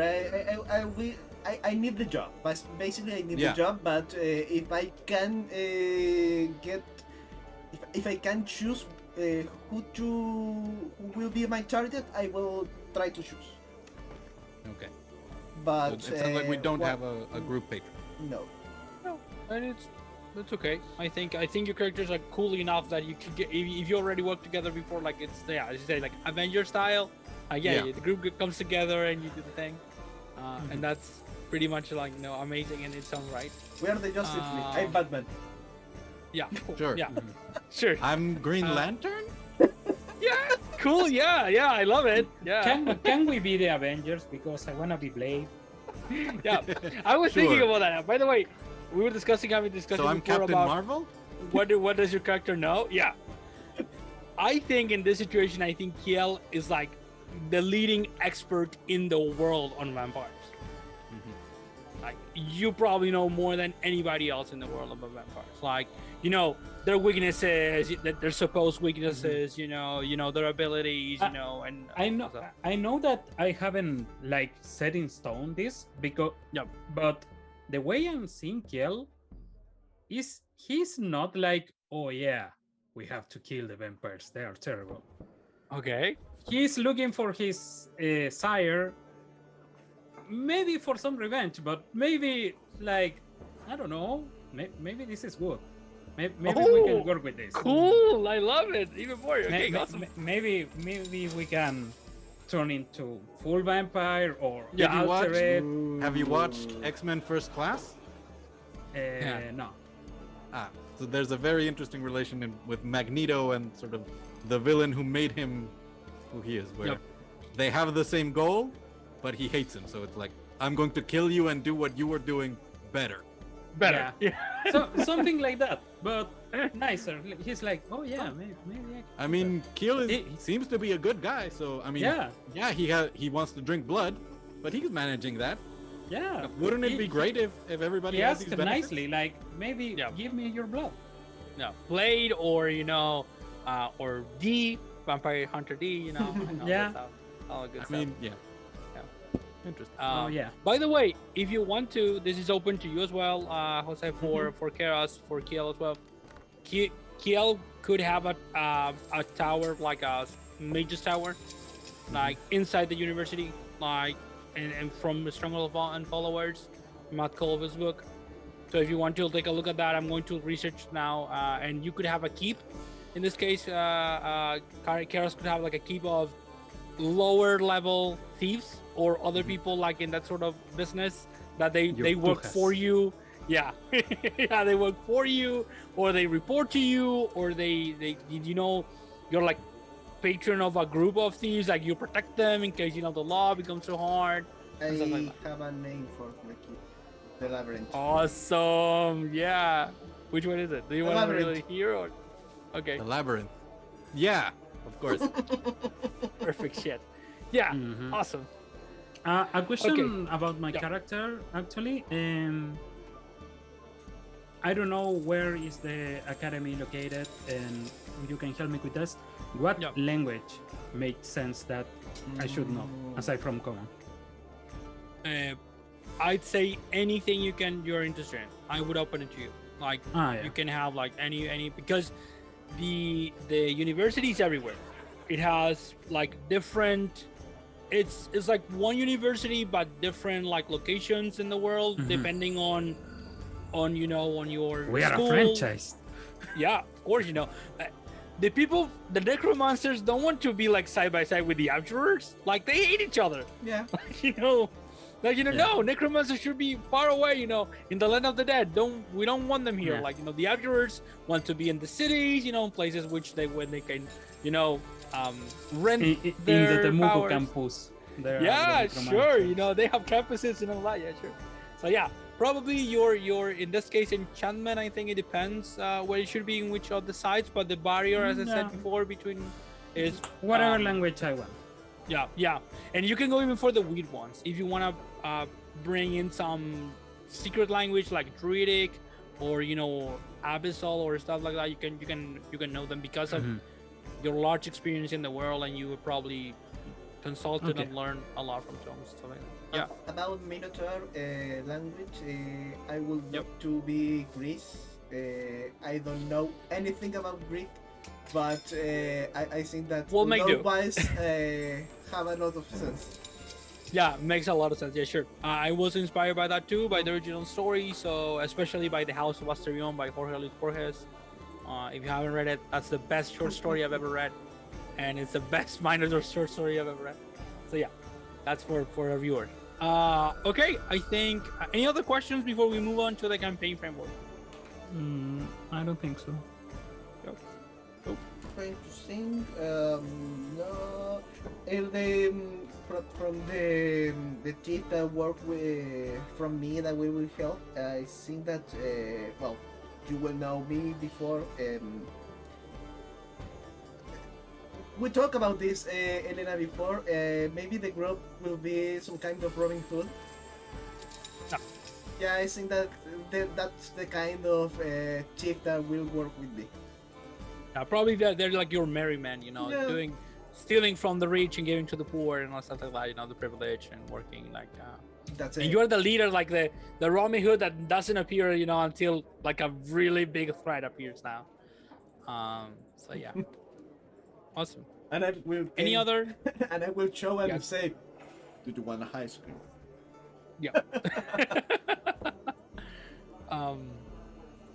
Any other question, commentaries before we move on? No, I don't think so. Nope. I'm still here, by the way. Okay. Daniel? Nope. Okay. So let's go to campaign framework. So this would be like if I were saying to you like I'm running Curse of Strahd, it's about vampires. If I say I'm running Tyranny of Dragons, okay, the name says dragons. We're going to fight dragons. If I'm running Storm King's Thunder, it's about giants. So Okay. this is the question: which do you think, or which you would be interested in being the major threat for our long adventure, sort of tier 3 adventure? I put some options down here. They are not like all the options, but they are like, for example, aliens. Like in aliens, I mean, fantasy aliens. People coming from other Far places. Realm, Mind Flayer, Beholder stuff? Or yeah. That sort of thing. Yeah, Far Realm, traveling in time stuff, that kind of thing. Devils or demons, which in my world are just, basically rebel, sort of like minor gods that were imprisoned because they were too greedy or too destructive. Devils and demons. There's no blood war in Syndria, in my universe. Just they don't care about each other. Like devils have their own plans and demons have their own plans, and they usually don't care about each other. Probably they go for the same goal, they're going to fight, but that's because both of them think that they have like. Just so you get an idea, devils have a court. Like they have like rankings and all of that shit, like super hierarchical, and demons are an army. Like they have generals and captains and all that shit. So they approach things differently in that sense. Elder gods, that would be like going down into the drain of once again, going for weird things like Vecna that you know about, or like that sort of Tharisdun, that's sort of my version of that thing. Probably could be Underdark. If you're interested in that. Elemental forces, which is once again the Princess of the Apocalypse, that kind of fighting against the representatives from the planes, the plane of fire, the plane of water, the plane of earth, and stuff like that. Fairies, if you want to fight real fairies, like not the ones that are in Syndria, which are the Fae. No, fairies for fucking real, the ones that change reality with their words.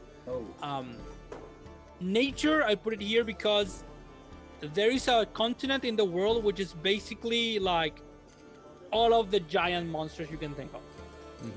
Dinosaurs, Godzilla, like before Alejandro, who knows Magic the Gathering, it's like Korea, basically, all the big monsters are in one place in which nature runs rampant, and there's like one city where people live. And like everybody else who survives there is like because they're super good at what they do and they're able to kill these monsters or tame them or whatever.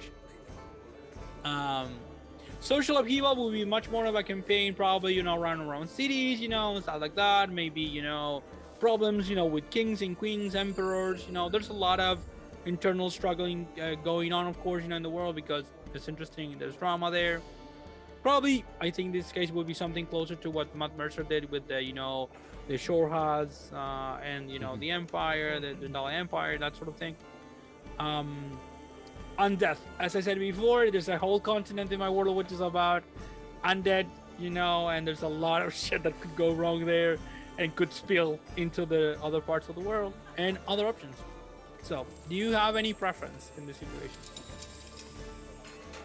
There are things that would be very easy for my character to be willing to go up against.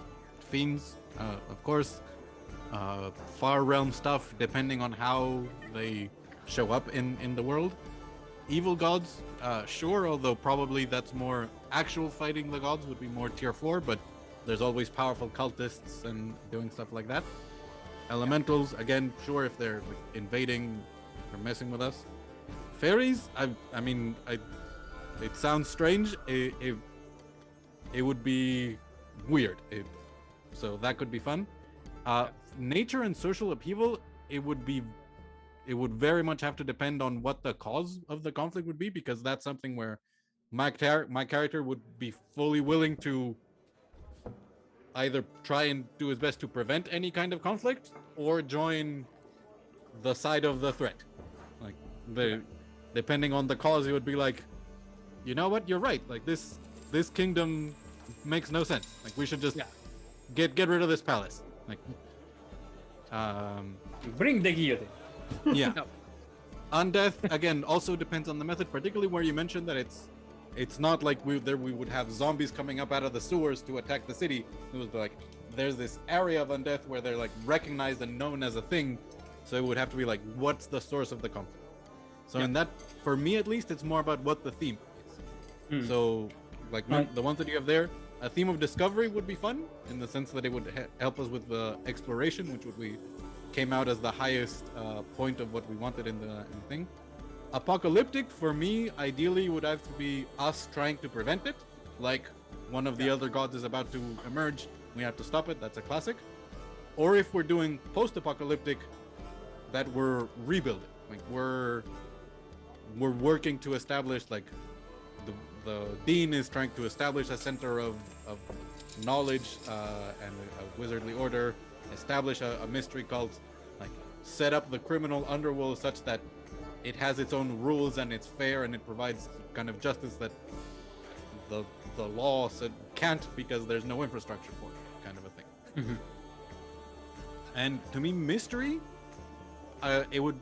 what would be interesting to me would be something like mysteries of the universe, of the setting, like where do these powerful deities come from, or like what's the cause of the separation of the hemispheres? Not really. I'm not so interested in who killed the king, or Yeah. like what happened to the lost sword that says, like, you know, the who did it or where did it go kind of stuff. Yeah. Not so much.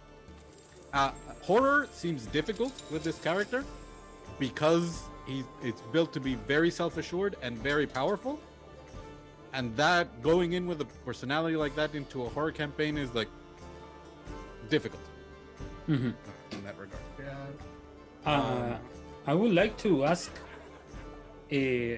Jonah, your character, from the major threats that Elena put there, what is the most likely that he will answer the call? Like, he will be the first, let's go. This is my thing. Responder, yeah. Because you said that social upheaval, it depends, but Yeah. if a revolution is happening somewhere, I don't know if Jonah is like, a revolution, it's my call. No, not particularly. So as I've thought of him, what he cares about is like continuing to explore the light, like the sun and all of its properties, and he cares about this temple community that he's building. So whether he is like the founder of this cult or he's a living saint, he cares about those people. So if he met you going after an undead necromancer, which is maybe where we found hold on, let me go back and look at the name, Keras. It would be because like we had a pilgrim that was coming and told us about this thing that was hurting this town, or it was very nearby, or maybe there was like a small abbey that was followers of the sun that suddenly disappeared, and so it affected his main drive of exploring the sun, and that's what he caused into. Or it was literally he was chasing after another one of the beads of his relic, and it happened to be there, and he was like, well, to get it I have to like cleanse this area. Like, I'll do it. So he won't ignore evil and things that are in front of him that he can change, but he doesn't go out into the world. To him, it's kind of like trying to take a flashlight and shine it into the dark corners instead of like working to like turn the sun back on. Like, that's what he's doing. He considers like he's in the temple, he's trying to figure out the mysteries to the point where like he can extend it everywhere it needs to go. And the same So- question to Jose. Yes. Keras? I was thinking right now. I think that maybe Kiras was very influenced by his experience with the necromancer, with and his whole party. So I think that anything that has some related to that kind of thing, he will answer that call without a cause, without English. He won't doubt it. So maybe other gods, and then he will answer that kind of call. Social upheaval. I don't have very much experience about that. Maybe it's hard to do, but I think that he can. If he sees some kind of injustice, he will answer that call too. Yeah. About the theme, I agree with Daniel. Horror will be hard. More, not because the kind of mechanical character that I have, but the kind of personality that I try to do. So make a bit rogue in an horror setting. I don't think that will be very good thematically. Yeah, I think that's my opinion. From the other thing, I open to any idea. In my case, there is a threat that my character always will answer is that everything related to vampires. Yeah. So maybe on that, if there is a notice from undead attacks or related, he will answer. So he's going to get out of his seat and go there. I'm talking about because I want to know what is the more like. Our characters are busy. At level 11, we have responsibilities, and we could go at all the calls, but we are not doing that. No. That's the why from my question. And as a player, I would say that social upheaval and elemental forces, elder gods, all of those sounds pretty good. And for themes, mystery of the universe is a concept that a theme that goes pretty well with my character, because aside from the whole vampire stick, he is driven by his thirst for knowledge, like much like Johan on my other campaign. I made my intelligent characters with the idea that when they have something in mind, they can't leave that thought alone. They have to see it through to whatever it leads. Could be a bad choice, a good choice. Maybe you turn into a necromancer experimenting with bodies from the people that you killed previously with the party. Who knows? You have an idea, you follow it. And yeah, this character is pretty much the same. He wants to know everything for the sake of knowing and teach and spread that knowledge. So yeah, Mysteries of the Universe sounds pretty good. Yeah, good discussion. Let's have a vote. I'm going to ask you to choose 3 major threats, like 3 to keep. We're going to eliminate the rest. And themes, 2. So, and horror is already out of the table, I think. And if you want to include another one which is not here, please do. Like, tell me, yeah, I would like to include like this other option. So let's start with you. I think you, Alejandro, you have it very clear, like what you're interested in as a player and as your character. Like, which 3 would you say that are the threats that you are interested in? Elder Gods. Cool. Social Upheaval. Okay. On that. That's my 3. I'm going to go with Jose, because you also have a very clear idea, I think. Other gods, elemental force, and death. Okay. Wow. Daniel, how about you? I'm going to roll a dice. So I'll tell you the ones that I have decided. So social upheaval, yes. Okay. And fiends, yes. And then I'm gonna roll a dice because the other one could be the decisive. Ooh. Yeah, good is about definitely.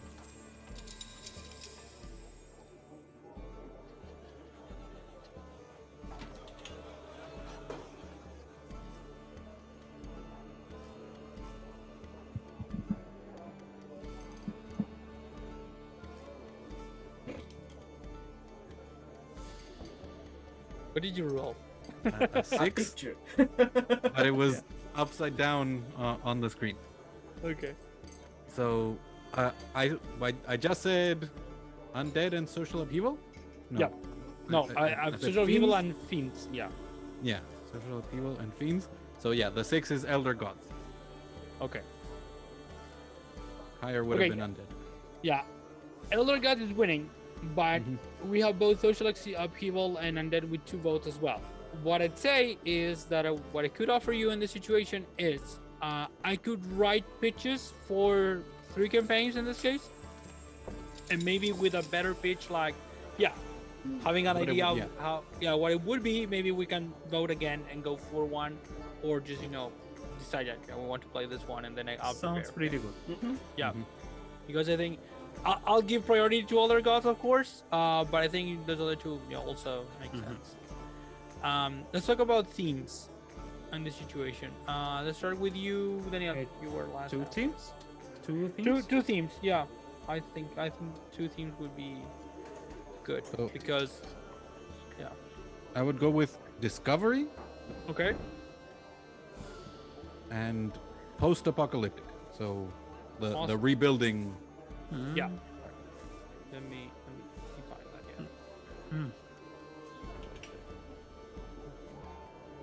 Sadly, I don't have that many votes.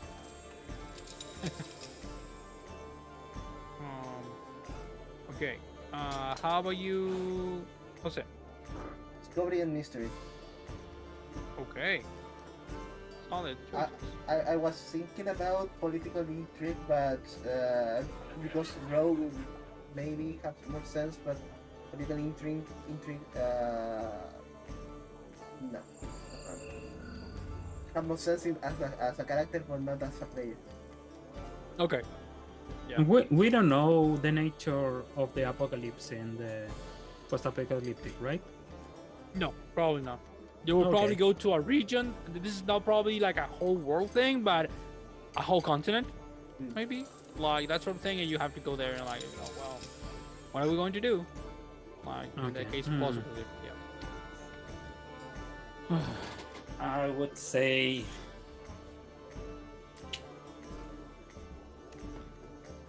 post-apocalyptic and political intrigue. Oops. Okay. This is I- good. I- Yeah. I wanted to say mysteries of the universe, but I just have two votes, so yeah. We could move, I think, one of your votes in this case to Mysteries of the Universe, and I could include these three, like in my planning. Like if the post-apocalyptic is like, well, I think Discovery and Mysteries of the Universe go hand in hand. Yeah. So I think definitely I can work in that into the campaign, and yeah, post-apocalyptic will be probably the starting place for this, which is super interesting because I'm going to destroy a part of my world. We're gonna look for whatever we can do about it. Or the other option for you would be wind the clock back in a part of a world, and this is how it got to where it is for your setting. Yeah, Like, Oh. yeah. Well, I mean, we have elder gods on there. yeah, Yeah. Maybe some summoning, some cruelties, some yeah. And being. that caused the destruction, and then an area where, yeah, like, and interestingly, our organizations don't have to be there. Like the adventure that we're going to be playing is there, but we could go there. So it's not like it has to be a post-apocalyptic place that has a university, a powerful Oh. temple, and Yeah. a Robin Hood criminal gang. Type organization. Yeah. Yeah. Okay. The setting in this case, this was more like, because you don't know much about my world. It was just more like an idea of if you're interested in any sort of setting. Like for example, I would like to go to a desert. I would love to go to a tundra. I would love to go to a place with ghosts, or I would love to go to a place with undead. I love to go to a place with the monsters, like that sort of thing. Like if you have any particular settings which attract you because of the biome, or because of the inhabitants there, or the possibilities of discovering things there, like that sort of thing. In my case, I don't have a particular biome that I'm interested in. What I'm interested in, I voted combat to be the most important thing for me at this tier because I haven't experienced it. So my vote for B would be what kind of monsters or scenarios you want to run at tier 3 that you haven't gotten to run. Yeah. And that's what I would like to experience. Like a really high level dragon fight that we can do at this level. Sure. Whichever, and we can have one of those in almost any biome. Or you want to do an extra planar thing. Like we go to an elemental plane and deal with stuff there. Yeah. Like, whichever one you want to run at this level. I only will ask that please don't ruin a lot of things that are resistant with necrotic damage. Because most of my spec is necrotic damage. Yeah. Not Undead scored pretty highly, so Yep. beware. Yep. Well, we'll look at it. We'll see what happens. But yeah, thank you. I'll keep that in mind. That's Yeah. super important. So if we're going, Elder Gods, let's lean more Tiamat than Vecna. Yeah, probably something like that. Or the No, nose. my sneak Yeah. attack is literally. who? My sneak attack literally do necrotic damage. Necrotic. Okay. So Yeah. I can So- change well, it. No. Saying that, actually, I'm an enchanter, and 3 of my abilities deal with charm condition. So I want to my stuff to work sometime, Yeah. maybe. Mhm. So yeah, if I can ask for not that much from monsters immune to charm condition. Yeah. The idea is that we are level We want to do the cool stuff. Yeah. Yeah. And by the way, this is for our audience. If you can, let your characters be awesome. Let your player characters be awesome. Yeah. You know, don't go against it. Like, don't run the character. Don't run the immune to charm thing. Go for the one that can be. It's cool that there are some immune to charm things, Mhm. but Yeah. not everything. Yeah, Yeah. so you do everything that is immune to necrotic damage, maybe I return that character. Like, Yeah. Next character. Okay, the accessibility of magic. This is once again an idea of our setting, of the setting where it would be. If you want to, like, would you or would your character or would you as a player would like to have access to, like, low accessibility of magic is like, you know, probably medieval times, not so much magic going around, no magic shops. Medium is like, yeah, you can get magic items, probably you have to fight for them or go into places and discover them. High accessibility is like, you know, there are magic shops like Gilmore's Glorious Goods and stuff like that. Any preference here? I'm leaning towards low or medium. Me too. I use them in my campaign, but I'm not really A fan of to- magic shops? yeah. At least not the ones that have everything. Like I accept that people sell magic items, but a shop that Only- the whole yeah. franchise is magic items is like I don't know. Mhm. I don't know Too how do you feel about that? Yeah, the rest of the party. I'm fine with medium. Okay. Like, How about you? if we want a specific magic item, the idea of like being able to research where it was last seen and maybe like going on a Or- short or- adventure or- to find one. Or that we can craft items. Yeah. I prefer more that option much more than just throw gold at it and get it. Yeah. Or maybe we must do a hustle and take that magic item. I don't know.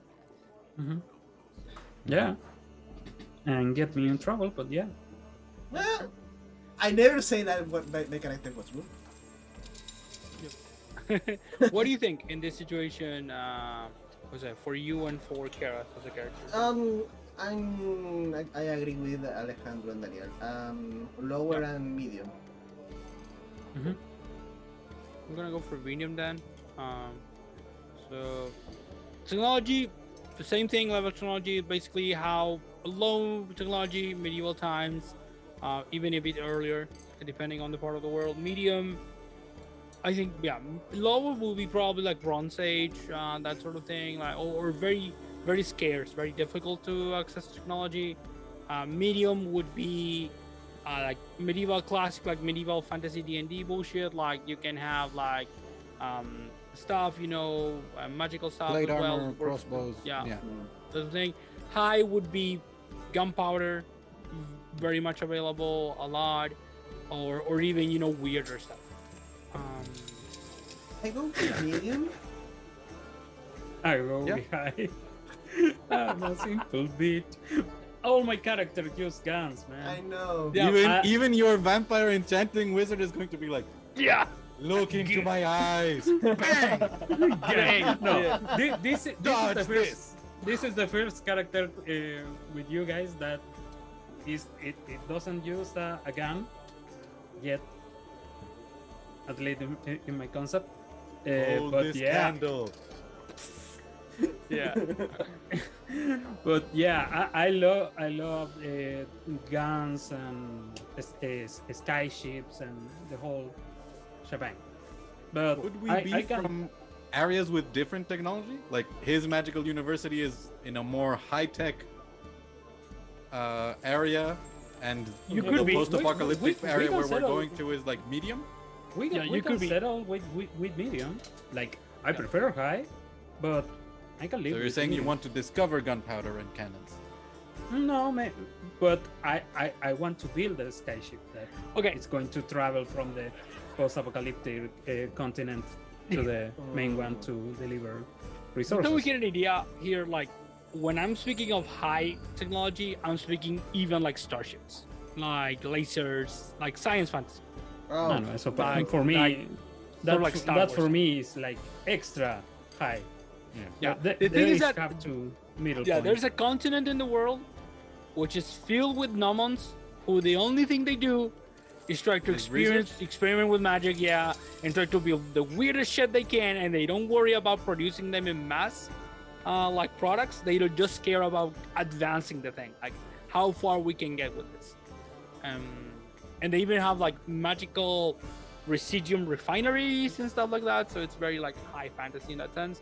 But yeah, sure. Like Arcano if you science want- is pretty cool, guys. it's pretty Like when you combine the stuff. Yeah. But yeah, Jose's like, no, not really, medium. Yeah. I think can settle medium is for like- medium. For medium. Okay. How about you, Daniel? I mean, I'm not against, but you know, D&D is more fantasy oriented. I'm playing with you a draw that put out blood from his veins and put it in bullets to shoot his gun. And another dude that it's in a tower practicing with magic, making motherfucking zombies. You are talking with. I would say, you yeah, are those are, like, talking with a medium to character high that is magic. basically a magic robot. So I have that part covered. Thank you very much.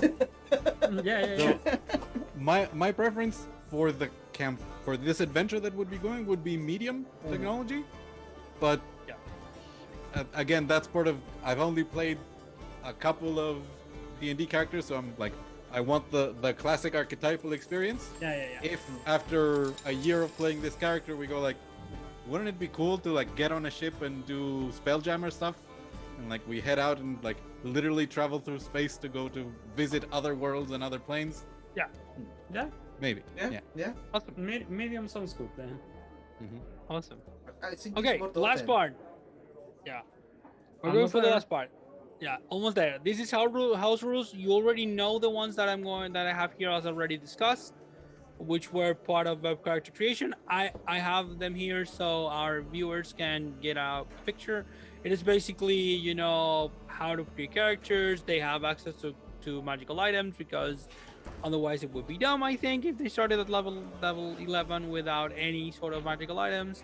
And I use this sort of like quest-based thing to acquire feats, which are the feats in the books, official books, plus feats which can be like tailor-made to you, like abilities and stuff like that. And you get the feats regardless of your character level. This is just for in-character progress, like in fiction story, and your ability score improvements are only for your stats. There's level 12 would be a level for ACs, so I would ask you to write a goal if you can, like a quest you can complete for this level. Like I think Daniel already has it for Yona. Maybe something that you can think of, like I would like to acquire this new feat, so this is my quest, in this situation. Yeah, I already have one. One of the items I chose comes incomplete, so I only have 3 of the maximum 6 beads of my what's it called? The necklace of prayer beads.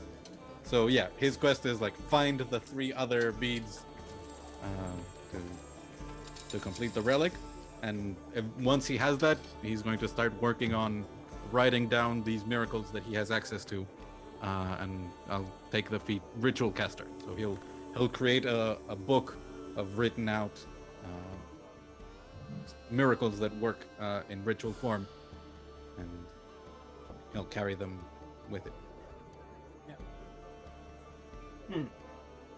By the way, this is a rule that I want to ask you about. Like, I assigned them like already for you, but Yeah. I'm asking you, are you interested in doing this thing?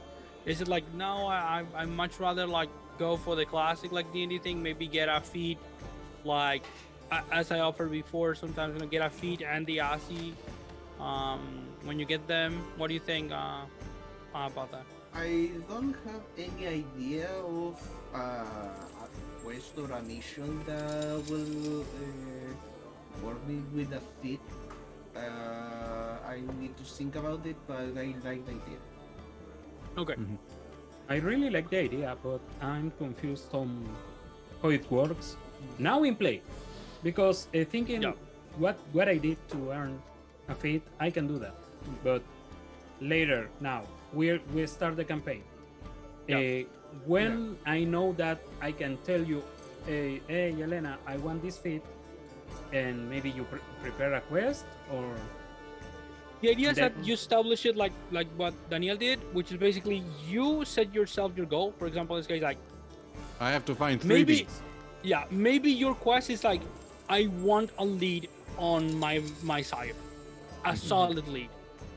Like, and as soon as I get that lead, I'm going to get this feat, because this feat represents for me the advancement that I get like in character, because I now know where to find them, like for sure. This is not like one of those somebody told someone else that they could be here or there. No. This is a real lead. Like, I can scry on this and find them whenever they are.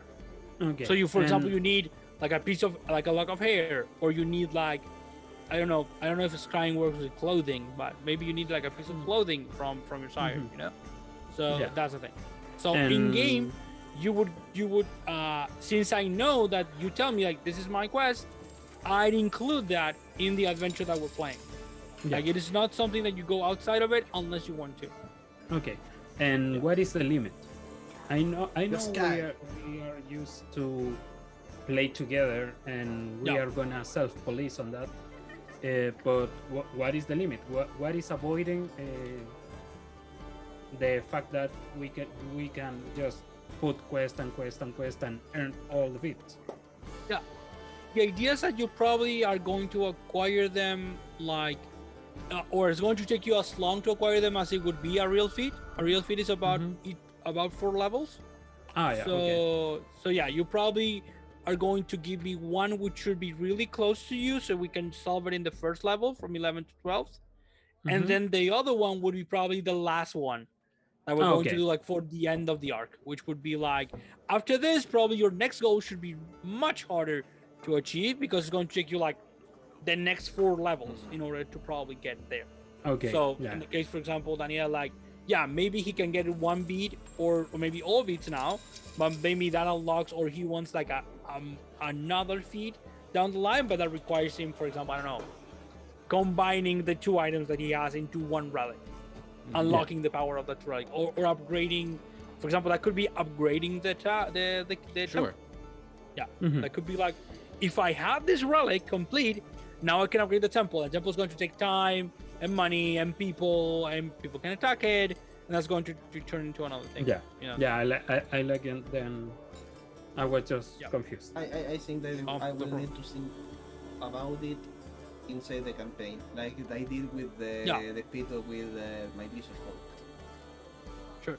I have an idea. You can start with only the quest and not the reward. Yeah, Like, if you're not okay. sure, like, that's okay. Like, I only need the the quest in itself, Okay, so I can incorporate Thi- it in this the is campaign. for the feats that we already have. No, Or the the one the that one I we'll didn't get have. at- For a new feat. That would be for another level one. 12. Level 12. Yeah. So yeah, Yeah, that'll be for that. my feet are really well, engaged with Part of the build. Part of the build of my character of Yeah. the backstory. Yeah, but for example, you could say, I'm imagining like one quest could be like, I want to get rid of this negative spirit which is bothering me. Okay. I can't sleep. Yeah. I need to get rid of it. And I tell you in game like, if you want to get rid of him, they have to do this and this and this, or something like that. And you say, okay, what would happen if I wouldn't have like this spirit bothering me? And that would be defeat. You know, you can write it like that, thinking like in those terms. Elena, what about if that Yep. hero spirit is the necromancer? Could be amazing. It could be super cool. Like you kill him, and the MF is like bothering you now, trying to reincarnate and all that. Yeah, sure. Like, sure, I love that shit. Yeah, that's the sort of thing. And once again, you are 11th level characters. Think about like weird as fuck feats or quests. You know, like I want to destroy this necromancer spirit. Like I want to get rid of it. That's my quest. You know, so something you can achieve and it's feasible. That it's a challenge to you. That is not something easy to get. Cool. Okay, and so inspiration. The way I'm running it now, and I've been running it a little bit this way, and it works, I think, is like you start with inspiration every session, and it works like a luck point. So you can spend it after the roll. You can spend it to roll an extra die, and then you get the highest one. Not super advantage or anything, any weird shit like that. Luck as I think it was intended, which is like, you know, you roll an extra die, and that allows you, you know, to maybe get a better result. Like that's the thing. You keep the best result. Out of the dice, for example, if you roll with disadvantage and then you spend your inspiration, you roll an additional die, but you get the one between like the highest and the lowest that you would get for the disadvantage. Do I make myself clear in that case? Yeah. What do you think about this rule? Is it okay? Are you interested in inspiration? Do you forget it? Would you much rather not have it? Yeah. I usually don't engage with inspiration, but Yep. I can speak right now. It doesn't do any kind of harm, so yeah, I'm okay. Okay. I think that we tested in your private campaign and I like it. Yeah. Yeah. It means that inspiration actually gets used. Yeah. Otherwise, I've had most sessions where you just have it, where you get it weeks later, and it's just sitting there on your character sheet. And Yeah. you don't want I to think use it. last session you went like, I don't know, you got 3 inspiration points in total. Like, Well, you it collect was a that. very Yeah. yeah So yeah, character that's moment. Was very inspiring moment. Ta-da. yeah, definitely, for sure. And once again, you know, I award inspiration, try to award it for stuff like that. You know, your character does something very cool, very much what your character is about. You know, I know you have a moment. Like, I would probably, for example, would have granted Percy inspiration when it was revealed like the Briarwoods. You know, like that is like, this is your moment. Like, here, grab it, run with it. Cool. Initiative. I'm thinking about going with the roll of like highest roll plus dexterity score. That means that if you get a 20 and you have a 13 dexterity, you go first as someone with a 20 and a 12. But that applies to creatures as well, to monsters. So dexterity to break ties? Yeah. Or do you? Okay, yeah. You don't add your yeah. dexterity. Yeah, no, it's like Okay. highest roll and with dexterity, as you said, you know, and dexterity scored to break ties among everybody. Instead of D20 with plus dex. No, it would be D20 yeah, plus you- dex. I'm Yeah. confused. I'm Yeah. confused. But the tiebreaker. So Yeah, the Oh, it's- dexterity used to break I the ties. always run it there that way. So yeah. The thing is that rules as written, the idea is that Yeah, characters it's like- always go first, even if you have a lower dexterity score than a monster. And I don't want to do that because I think that really okay. goes against the design of the monsters. Like, Yeah. if I have a dragon that has like 20 dexterity, should go first than you if you have the same initiative, but you are like you have like dexterity 12. Negative. No. Yeah. Okay. Like, no, it doesn't make sense, I think. Okay, these ones that follow are taken from Tal'Dorei Reborn, the Tal'Dorei Campaign Reborn, and I like them. Yeah. This is Accelerated Rests, which is basically you can get one short rest, which is only 10 minutes in the day, but you cannot take another 10-minute short rest unless you get a long rest. It allows for, sometimes it doesn't make sense to spend an hour in a short rest. So really that's the idea. Yeah. So my question is that the only short rest we get in the day, or can we then later No, you can get another short rest in an hour? Yeah. Then You get like the normal short totally rests, which I think it's like 3 per day or 2. I don't remember how many. But yeah, you get them, and one of them you can accelerate it, and that's a choice. That's not something that you say, I'm going to accelerate. The other one's Fading Spirits, which is this trademark at this point, Matthew Mercer resurrection ritual, which is, if you want to resurrect someone, you need to do the ritual, call the spirit of the person. If you fail, they don't come back, and they cannot be resurrected unless you use like true resurrection or wish. What do you think about that? In essence, I'm okay with it. Okay. Most of the time, my character will be the one doing the resurrections, or you guys are carrying my body to a temple where I can get resurrected. My only question is how that works with Revivify, and that's something that we can work out later, just to see like what spells I prepare. Yeah. Like, is Revivify just a flat roll like it is in CR? In which case, No, actually, in the Tal'Dorei book is explained like the way it is. I'm going to look for it right now, and I'm going to tell you so we know, and we can share with the people here like the answer. So we're just looking at this for our streaming here. I don't know what's going on here. Of course, it fails when you start using. You need it. At a moment's notice. Okay, campaign rules. And here it is. This is page. You have the book. This is page 213. So no, this is 14 and 15. Yeah. It says Revivify. If the spell with a casting time of 1 action is used to restore life to a creature, including the revive spell, no one but the caster can participate in the resurrection ritual. The caster makes a quick resurrection check by rolling a d20 and adding their spellcasting modifier against a DC equal to 10 plus 1 for every time the character has returned to life before. On a failure, this character's soul is not lost, but the resurrection fails and increases the DC of any further resurrection attempts by 1. Future attempts to bring the character back to life must involve a spell with a casting time longer than 1 action, including raise dead or resurrection.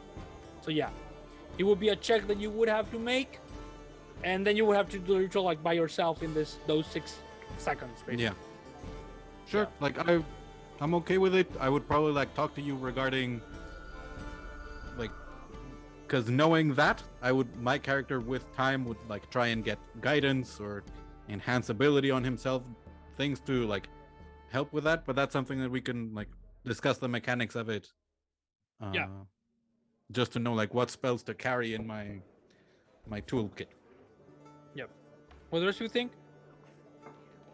Is it okay? I'm okay. Yeah. Yeah.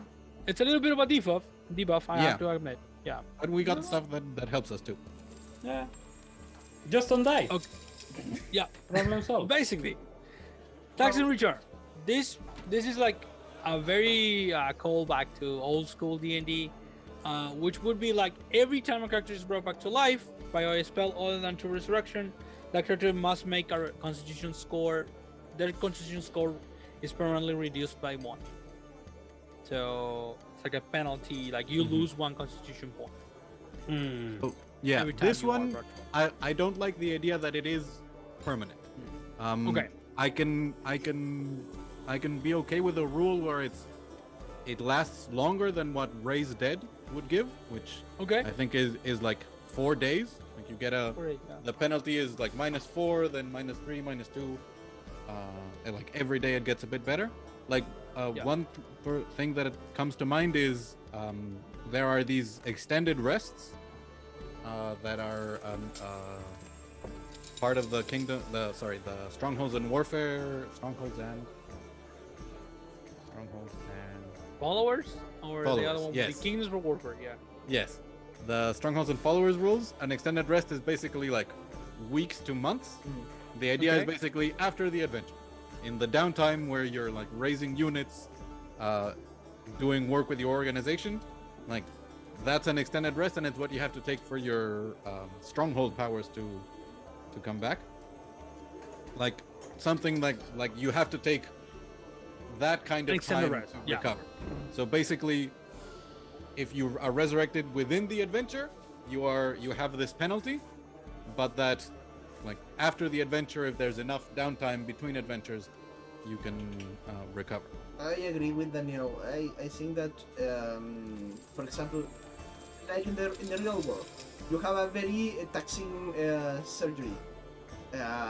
You won't recover when you wake up from the surgery. You will need months and maybe years to recover. But you can do it depending of the surgery. The permanent penalty,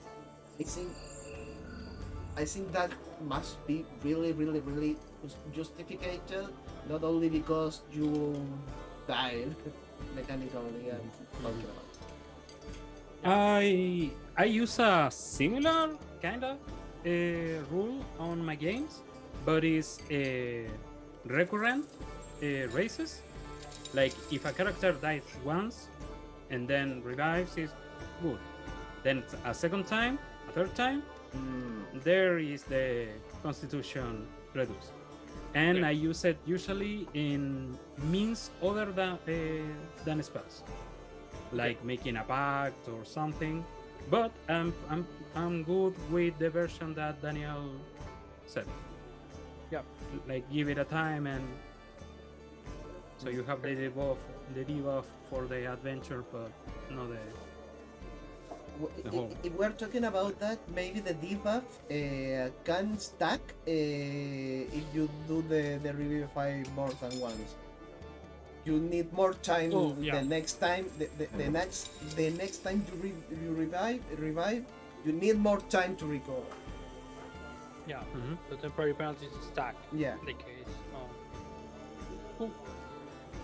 Okay, the last one is rapid quaffing, which is the rule that you can basically drink a potion with a bonus action, but it still requires an action to administer a potion to another character. Totally It's a against standard it. in my game, so yeah. Yeah, this I think is basically, it should be a rule. Yeah. It should be the official rule. Yeah, Yeah. It makes a lot of sense. It works for NPCs and monsters too, but yeah. Yeah. So yeah, All rules apply them to the NPCs. to everybody, yeah. Okay, so Give them I think- inspiration. Yeah, we'll see. That's about it. Do you have anything you would like to comment or have any like ideas about anything like from house rules upwards? Anything you would like to talk about before we finish? Is there a chance of using retainers? Just to know, like, I haven't thought of whether we would or wouldn't. I haven't made any strategies for it. Like, If you're is interested, the idea that yeah. it's just the three of us, or could we have like, we have this simplified, either using the sidekick rules or follower rules from Strongholds and Followers, or like an NPC stat block? If you want to, I'm interested. I don't have an issue. I think you probably are aware of this. I usually end up running NPCs which are working with the parties, and I don't have problems with that. I think it's interesting as long as, once again, it's like a secondary character that really, like It's one of the things that I'm interested in for high level play. Like the campaign that I run, you guys are level 7, and you already have a couple of characters that are following you guys around. Yeah. I usually run the sidekicks because I have a campaign with only 2 players, and I give each player a sidekick from their backstory or that they known during the adventure, and I run them 2 levels behind the party. Okay. So if they are level 7, their sidekicks are level 5. Yeah, if you're interested, if you want to have them, I can run them. If you want to run like retainers per se, like having a group of, for example, like having like in this case acolytes, or pupils, like wizard pupils, or thieves that you want to like interact with and you want to bring them on an adventure, if you want to, I can do that too. Like that's high level stuff. which shouldn't be a problem. Of course, you have to be aware that they are much lower level than you are, and they're Much very likely to die. fragile. So yeah, if you send them like first, they're going to die probably. Yeah. So yeah. So let me know if you're interested. Yeah, I think that would only happen. Like, I would like to, like, later on, if we do wind up actually using the stronghold rules, I would love to roll, like, we decide we have our strongholds are level 1 or level 2 or however, we figure out and we roll for, like I would like, I don't know if we don't have time today, but if we're ever going to have, like, a session where we define, like, what has happened since level 6 to now, what adventures did we go on, where did we find these magic items if we found them as adventuring, and also, like, let's roll on these follower charts, and, like, one of us could get, like, a dragon as an ally, and that would drastically change the feeling of it.